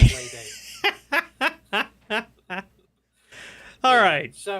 So yeah, and then we'll report back because I know that we have listeners that have Stadia controllers because we've chatted with them in our Discord community. You guys are like Discord. You guys are like a little support. Discord. Yeah, like a little support group. Yeah, I did get my refund by the way. Remember? We were talking about how Google is actually refunding all of us that bought Stadia. I actually got my refunds. Every piece of hardware I bought and some of the games I got refunds for. Because you guys were sounding like a group of abused spouses or something. Well, it's I was watching, and this is nowhere in the notes. We've already gone down the rabbit trail. I'll try to make this one brief. I was watching. There's a channel I watch every so often. This guy does VR reviews and stuff, and it's Thrill Seeker. He had a couple episodes about this game that Meta's killing off, and for the life of me, I can't remember the name of the game now, and I feel like I'm not doing this justice. But it was basically a cloud-based VR game. It was some kind of arena game, and it was really popular. Had a really strong following, and Meta decided to take all the people that were working on it and put them on other projects, and they're killing the servers that hosted the game, right? And I say all that just to say that like this is a thing that happens to people when they depend on a cloud service run by a company that runs it for profit. Eventually, the profit doesn't make sense anymore, and they turn it off, and that's what happened with Stadia. That's what happened with this game. It sucks when it happens. So that's crazy to me because Meta has sunk an assload of money into this VR play. Why would they kill a game that was actually popular? There's your user base. That's the thing that everyone's confused about. What the hell is Zuckerberg doing? The guess is that they're moving those people into I have too much money. Yeah. I must get rid of some money. They're moving Elon those people Musk into got rid of his money. Into I need other to get rid of more money than Elon Musk. People like barbecue sauce. I shall store barbecue sauce on my bookshelf. Anyway, the guess is that those people have been moved into other VR projects, right? Because they wanted the talent elsewhere. Successful VR projects. Exactly. Let's make these successful and kill off the one that is. Yeah, I don't know. I can't claim to understand what goes on behind the walls of Meta, but he had opinions on it. So if you want to go look it up, maybe I'll find the videos and link them. I don't know if I care enough. I didn't mean you specifically. I meant the people listening. There are people theoretically listening, Mark. Oh, that's true. True. Sorry. I am the main character. There's a subreddit that makes fun of people who act like they're the main character. You're the main character in life. I was just the main character. That's funny. So anyway, that had nothing to do. Well, it had something, I guess, kind of to do with the stuff I put in here to chat because the first one is VR related. So Mark, you were kind enough to give me your HTC headset when you bought your when I bought the Index. Yeah. Your Valve Index, right? So I still have the Index. I still have the HTC Vive Pro, I guess it is, that I use for VR, and it's great. It's still a great headset. I still use it frequently, probably a couple times a month at this point. I play Beat Saber in it. I play No Man's Sky in it. I tinker with some other games that aren't, I don't play them as nearly as often as those other ones that I just mentioned. But It does have a resolution problem, which is exactly the reason that you got rid of it. Why I upgraded to the Index. Right. The flight simulator, the resolution wasn't sharp enough to read the controls. It's got a flight very simulator's pretty important. It's got a very defined screen door effect, right? Which for people who don't know about VR, screen door effect is literally the gap between the pixels on the displays that are in the VR headset, because it has to be magnified so much to make it look right to your eyes that you can literally see the gaps between the pixels.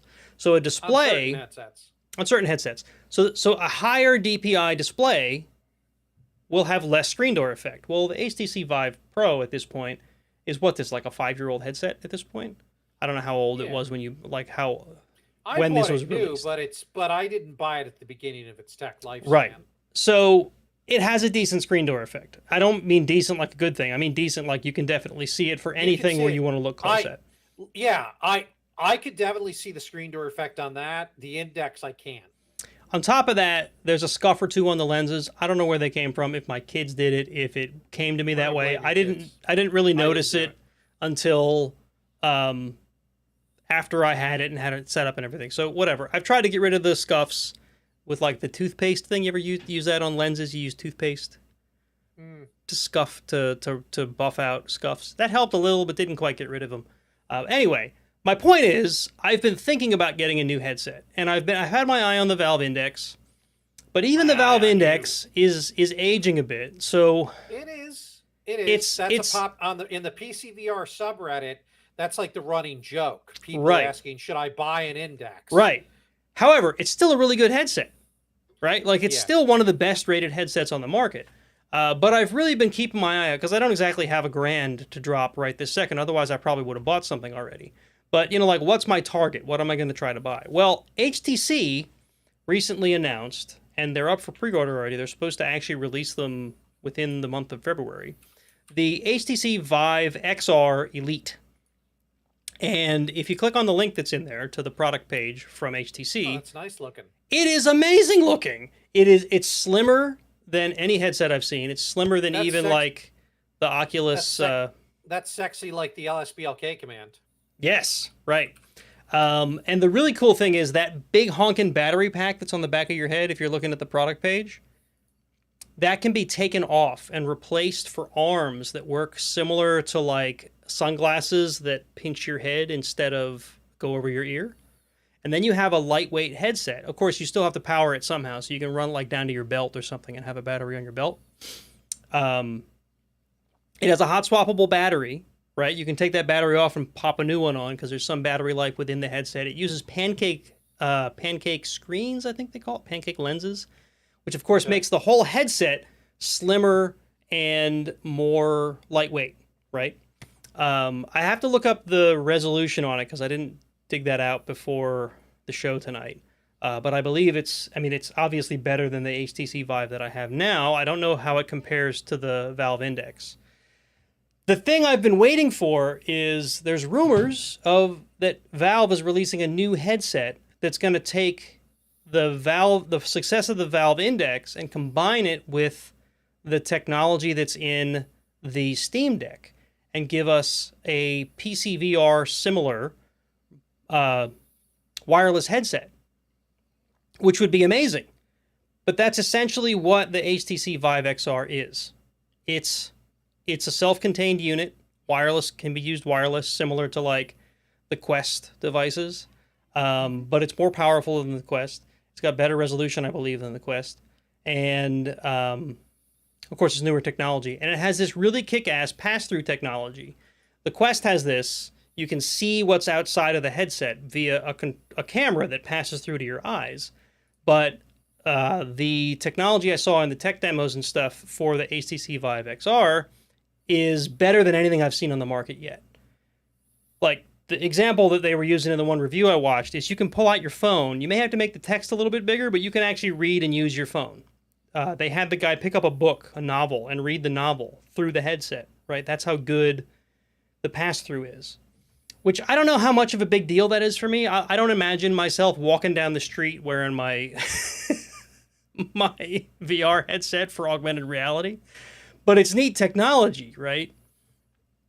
Anyway, I'm kind of excited about it. I'm not exactly going to jump on the pre-order, but this may be my next VR headset. I'm going to wait until it comes out and see what the industry thinks of it, other than just the tech demos they've seen so far. And this might be it. It's pretty cool. As you can tell, I'm a little bit excited. Oh, it does skeletal tracking. Like, these things can become controllers. These, meat puppet fingers that I'm waving are, it can actually, in a limited manner, use your actual hands as controllers. It can track your skeleton. Well, that's kind of cool. It is cool! Now, that's still limited, right? Because when you're playing a game or whatever, your hands, like, they're fine if the game is a thing where you interact with your environment around you. But as soon as you have to press a button or pull a trigger or something, it becomes harder because your fingers don't have built-in buttons and triggers, where the controllers do, right? So, anyway, it looks neat. So I actually pre-ordered a PSVR 2, which will be released later this month. So I'm looking forward to that. That'll be cool. And that works, I assume, with your PS5. That's for the PS5, yeah. And I assume it only works with the PS5. You can't hook it up to a PSC or a PC or something. No. That's the other cool thing about this. With either with Wi-Fi 6, which I do not know if my new Wi-Fi is capable of, or with a USB-C connection, you can still do PCVR with the Vive. Like, I'd still run a cable up and over to it to do it that way, or over this Wi-Fi 6, which again, I don't know how that works.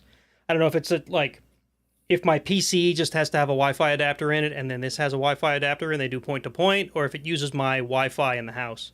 But yeah, it'll do game streaming over Wi-Fi, which is pretty cool. In the house. In the house. Now it looks pretty cool. There's the PlayStation VR 2 is gorgeous looking, and the reviews of it, like, some people are getting previews with it, and it's really it seems to be exceeding expectations. And honestly, one of the titles I'm super excited about, there's going to be a Star Wars Tales from the Galaxy's Edge. Oh, that's cool. That you can play on it. And then, obviously, No Man's Sky will work with it.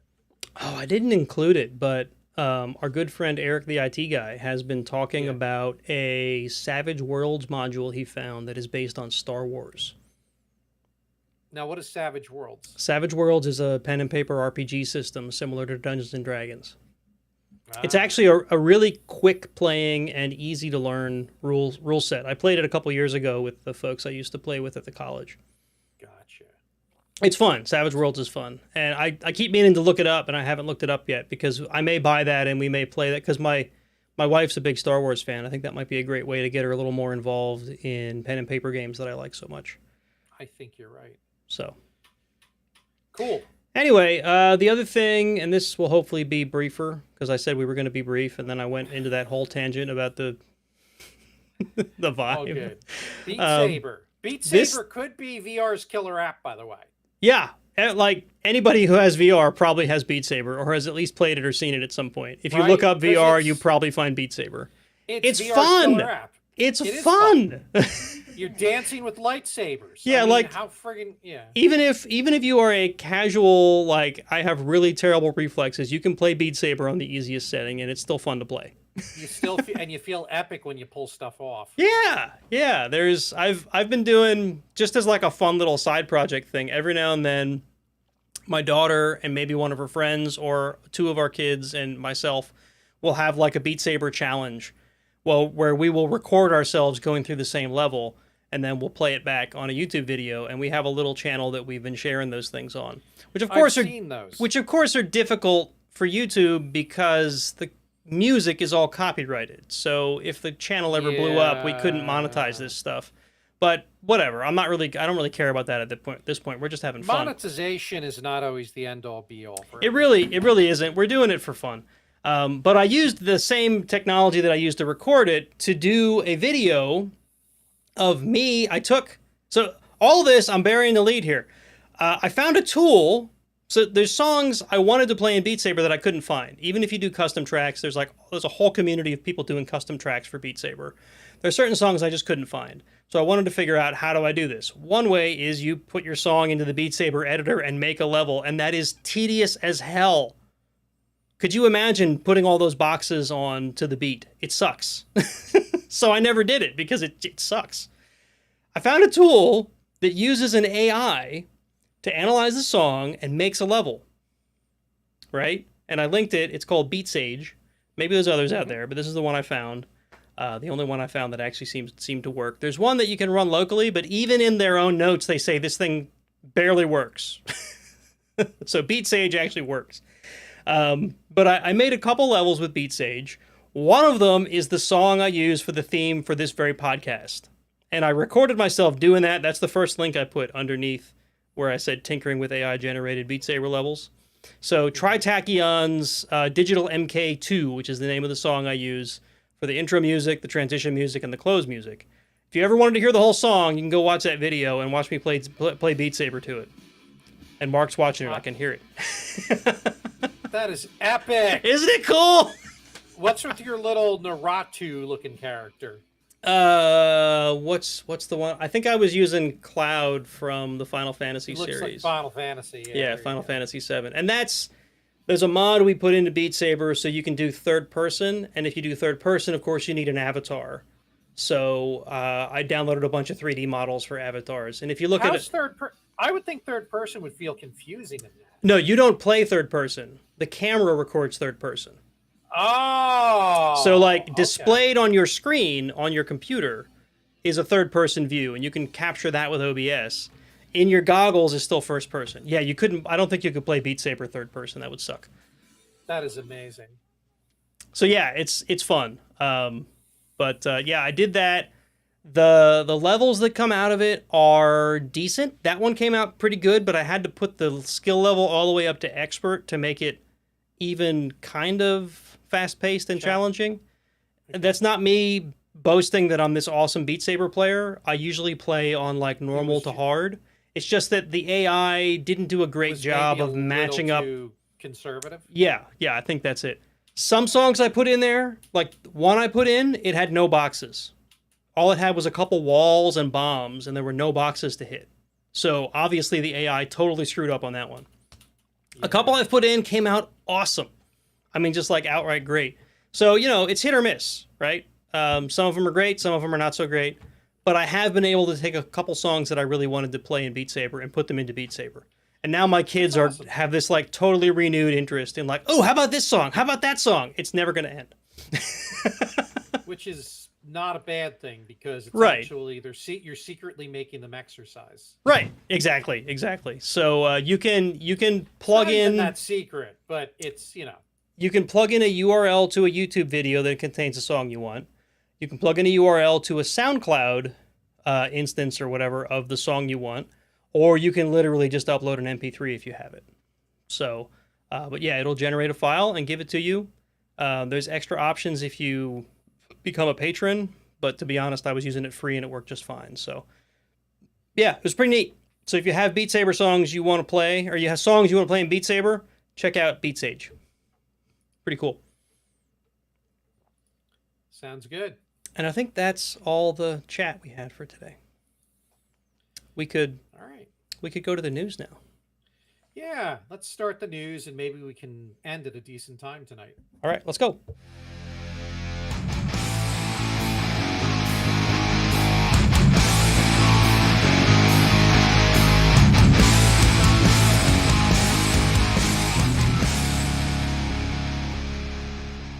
Push the button, Frank. We don't use it enough anymore. I used to use it like every show. Now we don't. No! Okay. And good old Marvin. We still have Marvin on the soundboard. Where was he? Here? Nope. That's Get Smart. Where's the kaboom? There was supposed to be an earth-shattering kaboom. All right, into the news. So the first one I've got, and I mainly included this because it may be the first time on this show we've ever spoken anything that wasn't negative about a company that starts with an O and ends in F Oracle. I haven't said anything yet, so I would. No, you haven't. No, you haven't. All right, this is kind of close to what I do for a day job now, right? It's not so close to you, but literally, I work in the cloud pod for RHEL, and this is an announcement that came out of Red Hat. about cloud stuff for RHEL. Red Hat Enterprise Linux is now available on Oracle's cloud infrastructure. Can you imagine Red Hat and Oracle working together? Cats and dogs living together. Mass hysteria. Oh. What? You're disgusted. You're just worried that you can't use your normal toast around Red Hatters now. Yes, I can. So anyway, yeah, this is just basically an announcement. Now, there's not a whole bunch of integration or whatever. Like, if you go to Azure, or AWS or Google Compute, you can literally just pick Red Hat out of like the marketplace and spin up a RHEL box. Really simple. This is a little more self-service, but it's supported now, which is the big deal, which is basically what... So do they have RHEL images, or they will support you if you're running your own RHEL image? To be honest, I'm gonna have to try it. I may have overspoke. I wasn't directly involved in this. I just heard about it long before it was public knowledge, which is why I was more aware of it. I have to look more into what all the details are. I've never used Oracle's cloud. I've never seen what the interface looks like to spin up a thing, but I was literally today in some meetings where they were talking about how this actually works. And it sounded a little more manual, right? It's more like it's supported now, not necessarily that it's really easy to spin up, right? But it's a first step, right? I mean, if customers want to use Oracle Cloud, good for them. I just don't. Yeah, and that's exactly the demand here, right? There were customers that were already on Oracle's cloud. They couldn't use RHEL, so they were stuck with Oracle's fraud of Oracle Linux. So now they can run RHEL, which is really the goal here. So yeah, if you're on Oracle's cloud, you can run RHEL now. You don't have to use Oracle Linux. No other, are you worried about having any more commentary getting you in trouble? We'll see. You're like, I just don't care. I just never, when I was at Merck, we tried to use Oracle clustering to like cluster a fairly simple service, not actual rack stuff.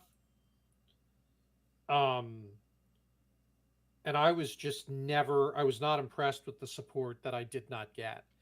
Because it was I'd open a case about it. They would ask for logs. I would give them more logs. They would ask for logs. And then nothing would happen. Yeah. Case would get closed. I've never interacted directly with Oracle support, but you're not the first person I've heard that sort of interaction from. Right. And Red Hat doesn't always get support, right? You know, we stumble sometimes, but Oracle, they literally never solved a case for us. That's not a good track record. At least not for the Linux group, right? Maybe our DBAs got better value out of them. Yeah. But if you're saying that you have this thing that should work and it fundamentally isn't working and it just, the stuff wouldn't start, then yeah, why are we paying?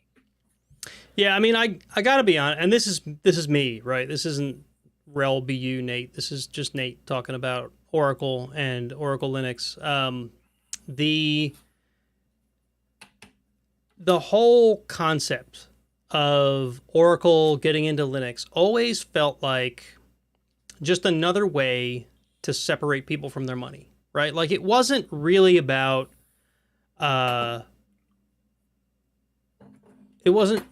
making a better platform. It was about making a platform they could sell with their database platform, right? And, you know, for better or worse, right? That's business, right? That's what companies do.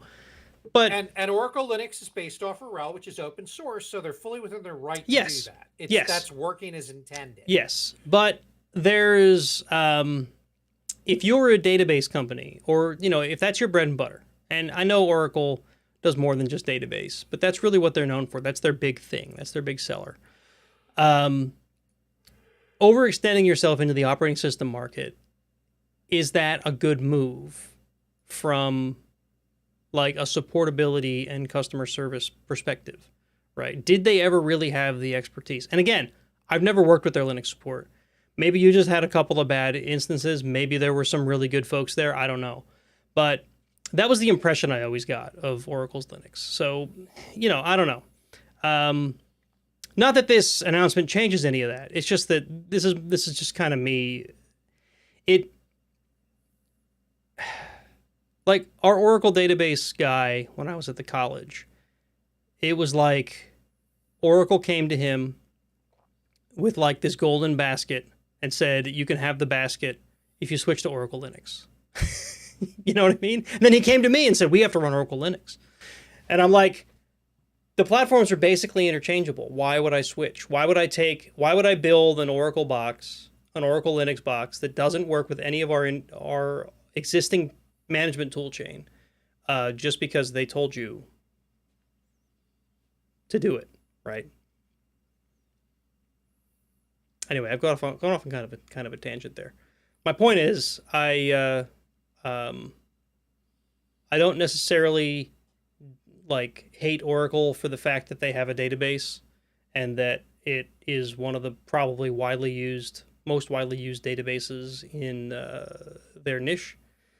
I think it was weird that they moved into operating system is what I'm saying. Like it never felt like the right fit. You know what I mean? Mm-hmm. Anyway, that was just a tangent. Let's move along into our next article. So the next one and the next two are kind of related, and you'll see why in a minute. There have been two recent announcements. The first one we're going to talk about here is that Microsoft has built. You've heard of ChatGPT or GPT Chat? I've heard it both ways. I don't know which one's right. Mm-hmm. Microsoft is working with OpenAI, which are the people behind ChatGPT, to build that AI into Bing searches, which is kind of neat, right? Like it's a neat idea. Because that's what a lot of people are doing, right? They go to ChatGPT, they ask it for things, and they get answers, which is kind of exactly what you do at a search engine. You go to a search engine, you ask it for things, you get answers.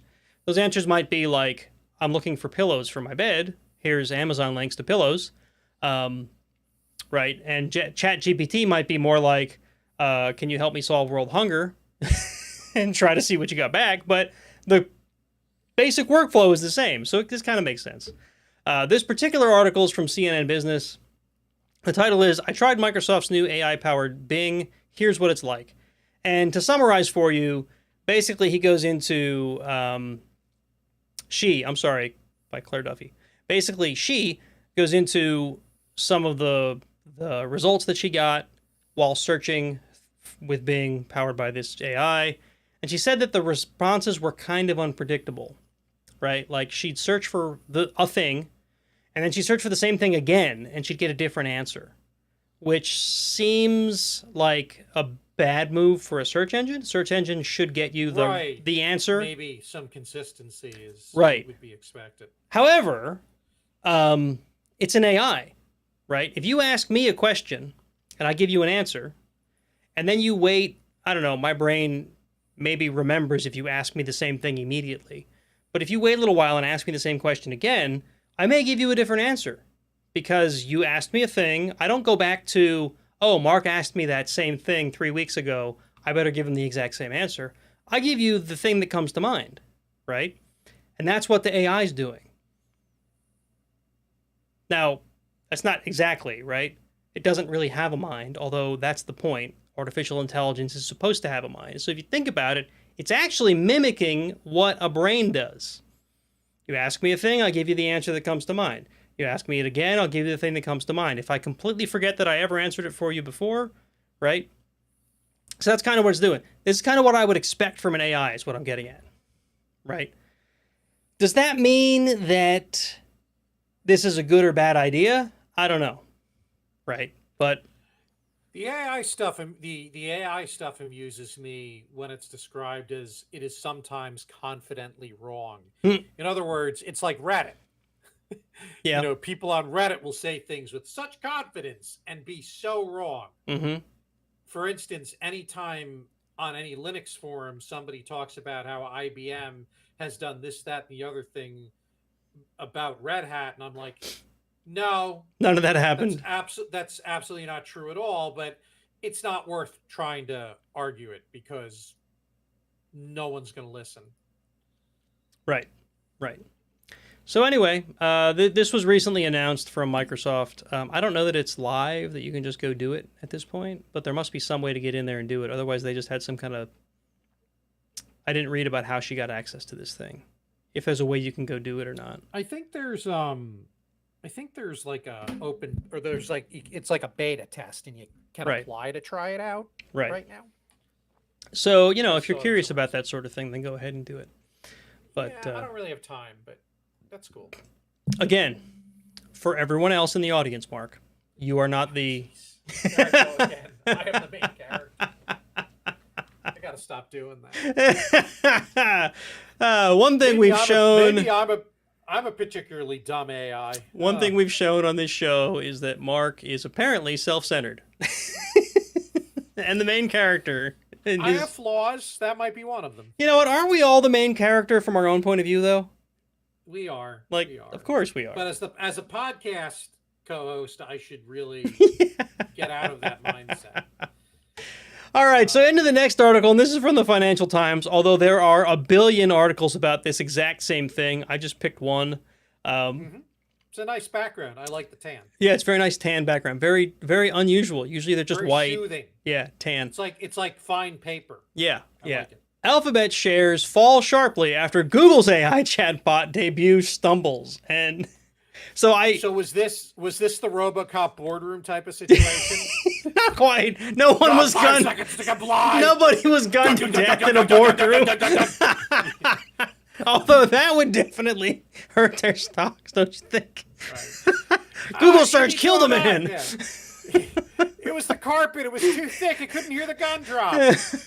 I'm very disappointed in you, dick. Yeah. Freaking robot. I have to go watch that movie again. I haven't seen it in so long. I was so scarred by that movie as a kid. You watched it as a kid? I did. I watched it once it was out on VHS. I saw it because I had a friend who was that friend who always got the movies we weren't supposed to be able to see. I'm 56 and I might not be old enough to watch RoboCop. No, that's such a bloody, gory, terrible movie. Right. Anyway, this is where we're going, folks. This is when the AIs fail. Well, this was apparently Google, not to be outdone by Microsoft's new GPT chat-powered search engine. Of course, they couldn't just use GPT chat. They wrote their own. They call it Bard. Bard. I mean, come on. Nobody likes the Bard. Anyway, because, I mean, they're always mocking people. Stupid bards. They are. Vicious mockery. Poor Sergio and his mock brain surgery. Sergio. That was such a great campaign. It was. We got to get back to that one of these days. It was such a great campaign. Everyone's like, what are they talking about? Who's Sergio? What about brain surgery? Sergio. Sergio was a bard in one of my D&D campaigns that Nate played in. And he made poor decisions, and he had this thing burrow into him. And some kind of leech thing, yeah. Yeah, he had some emergency brain surgery performed on him. And just imagine a cleric. No, it wasn't even the cleric, was it? It was just like one of the other players had rolled I can't remember the name of the roll. First aid. Rolled really well on a first aid roll, and they're like cutting into his brain to pull out this stupid leech that had burrowed into it. The one, yeah. And the cleric healed him. Serge had every opportunity to burn the leech off or not pick the leech up, but he ignored didn't do it. anything about it. And those of you who've played old school D&D know exactly what I'm talking about. And yeah, you die. So they managed to get the leech out of him, but they kind of trashed his speech. And so as a bard, that was an interesting situation. Mm-hmm. It was fun. Ryan, the player, and man, he role played it perfect. Yeah, he's good at that. Anyway. This is totally not. We definitely went off on a tangent there. Okay, so apparently they demonstrated this AI-powered search engine, and they asked it a question. And it's in the article here somewhere. I read it during the break. It's confidently wrong. And I already forgot what it is, but it gave the wrong answer. Oh, it was about one of the space telescopes. James Webb Space Telescope. Yes. It's saying that it took the very first pictures of a planet outside of our own solar system. Right. Which apparently is not true. Which is not true. It's like the super overconfident, wrong Redditor or Facebook person. Yeah, right. Except it probably didn't know it was wrong, otherwise it wouldn't have said it. Of course, I guess the Redditor didn't know they were wrong either. Them don't know they're wrong either. Yeah. So again, AI working like a human brain. So anyway, it did its own research. While Microsoft's Bing search chat powered by AI was a really neat discovery and a neat thing, Alphabet's Google AI powered chatbot made their stock fall. They had a RoboCop boardroom scene, but with less blood. With less blood and bullets. God. But it cost them. It killed the stock by 8%. So there was a very awkward meeting after this. Yeah. Who wrote the chatbot? Someone got called on the carpet. Well, we kind of let it write itself. It is an AI after all. Yeah. Google, oof, they've not been doing well lately. Yep. All right, and our last article from the day comes from Gizmodo. I feel like we've covered this exact topic over and over and over again. Guys, don't buy your Android devices from China.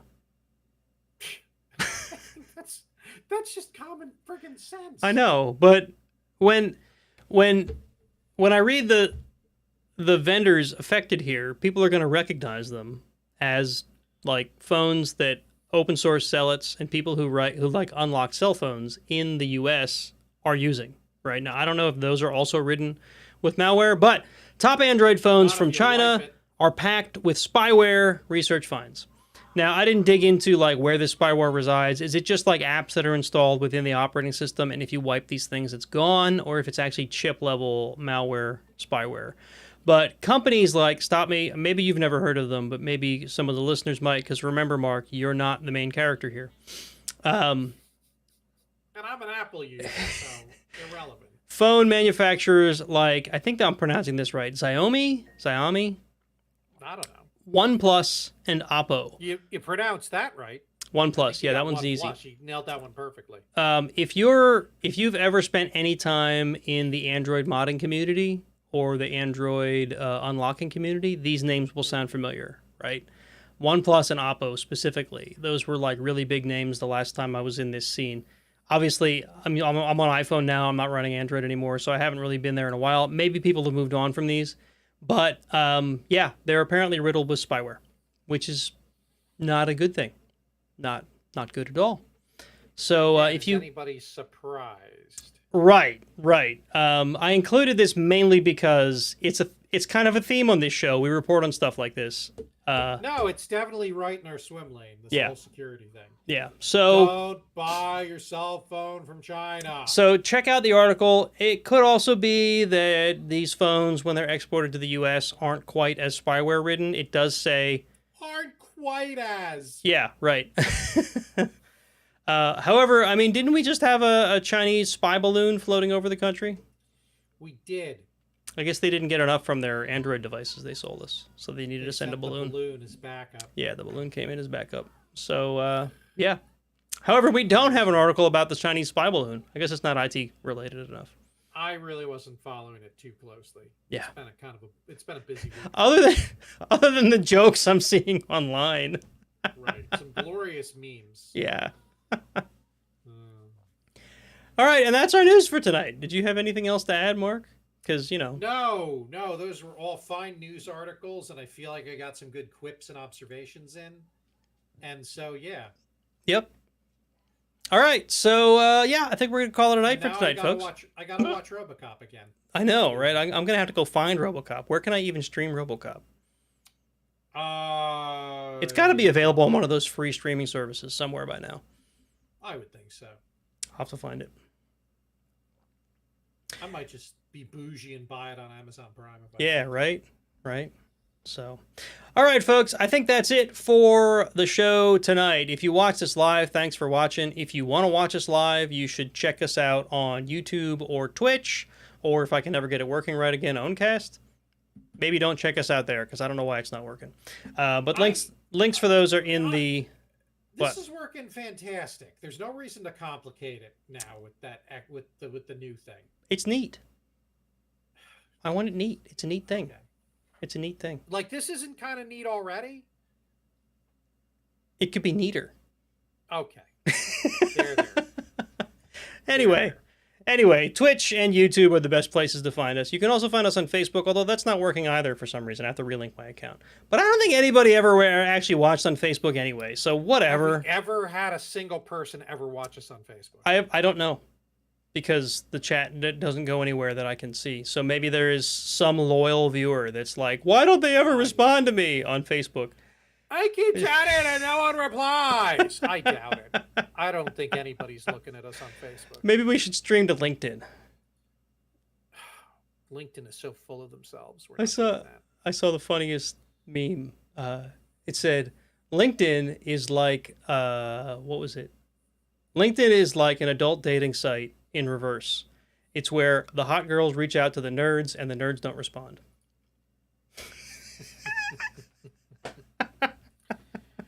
Oh, I shouldn't laugh about that, but I am. All right, so on that note, right, I already said where the Twitches and the YouTubes are. If you want to find us on social media, again, remember, look for us. If you're on Mastodon or something, there's a link, or not a link, but you can find us in ActivityPub directly now, at Nate at www.ironsysadmin.com. Search for us you should be able to find us on Friendica or Mastodon or whatever the other ActivityPub based social networks are. That's the beauty of this whole system, and I think that's really, really cool. See there, we got neater because of that. You can also find us on Facebook and Twitter and Mastodon. You can find me. There are all links in the description of this, not description, notes for today's show. And I think that's everything. Oh, if you want to support the show, Patreon. Find us on Patreon, patreon.com/IronSysadmin. And that, I think, is the show. Got anything else to mention? Oh, Discord and Matrix. They're in the notes. Discord! I don't say Matrix funny enough that I should make a button for that, should I? No. All right. You don't. All right, folks. Well, you guys have a great night, and we'll catch you in the next one. This was fun this week. I really enjoyed tonight. Yeah, I feel like we almost went back to our roots with that first set. I really liked the main topic. The main topic was fun. So we're gonna have to try to do more stuff like that. Maybe we'll do a part 2. Our second favorite Linux commands. More favorite commands. We need to have people like Chris Wright on and have them give us their favorite Linux commands. Maybe that's what we'll do, right? So we had Paul on a couple weeks ago, and one of his shticks for his show is they have 5 questions with Security Weekly, and we never had a shtick like that for our guests. So maybe we should have a shtick like that, where every guest we have, they have to give us their top 2 favorite Linux commands. Wouldn't that be fun? I want to get Glorious Egg Roll on this podcast, but he never responded to me. I got to reach out to him. You have to be more annoying. I guess I do. I work in marketing now. That's like annoying. All right, folks, we're done bantering for tonight. Thanks for watching. Thanks for listening. Whatever. We will catch you in, what? Oh, next show, we're going to have John on. I think it's the next show to talk about the Insights Vulnerability Service, which is actually really cool. John Spinks? John Spinks. John Spinks is awesome. We're definitely going to ask him what his favorite Linux command is. Yes, it should be a fun show. He's a good guy. Total nerd. He's a TMM like me. Remember, Red Hat, when there's a T for technical in your role, they mean it. So he's not just a marketing guy. Good. It'll be a fun show. It should be a good time. All right. All right, folks. We will catch you in the next one. Have a good one. Peace.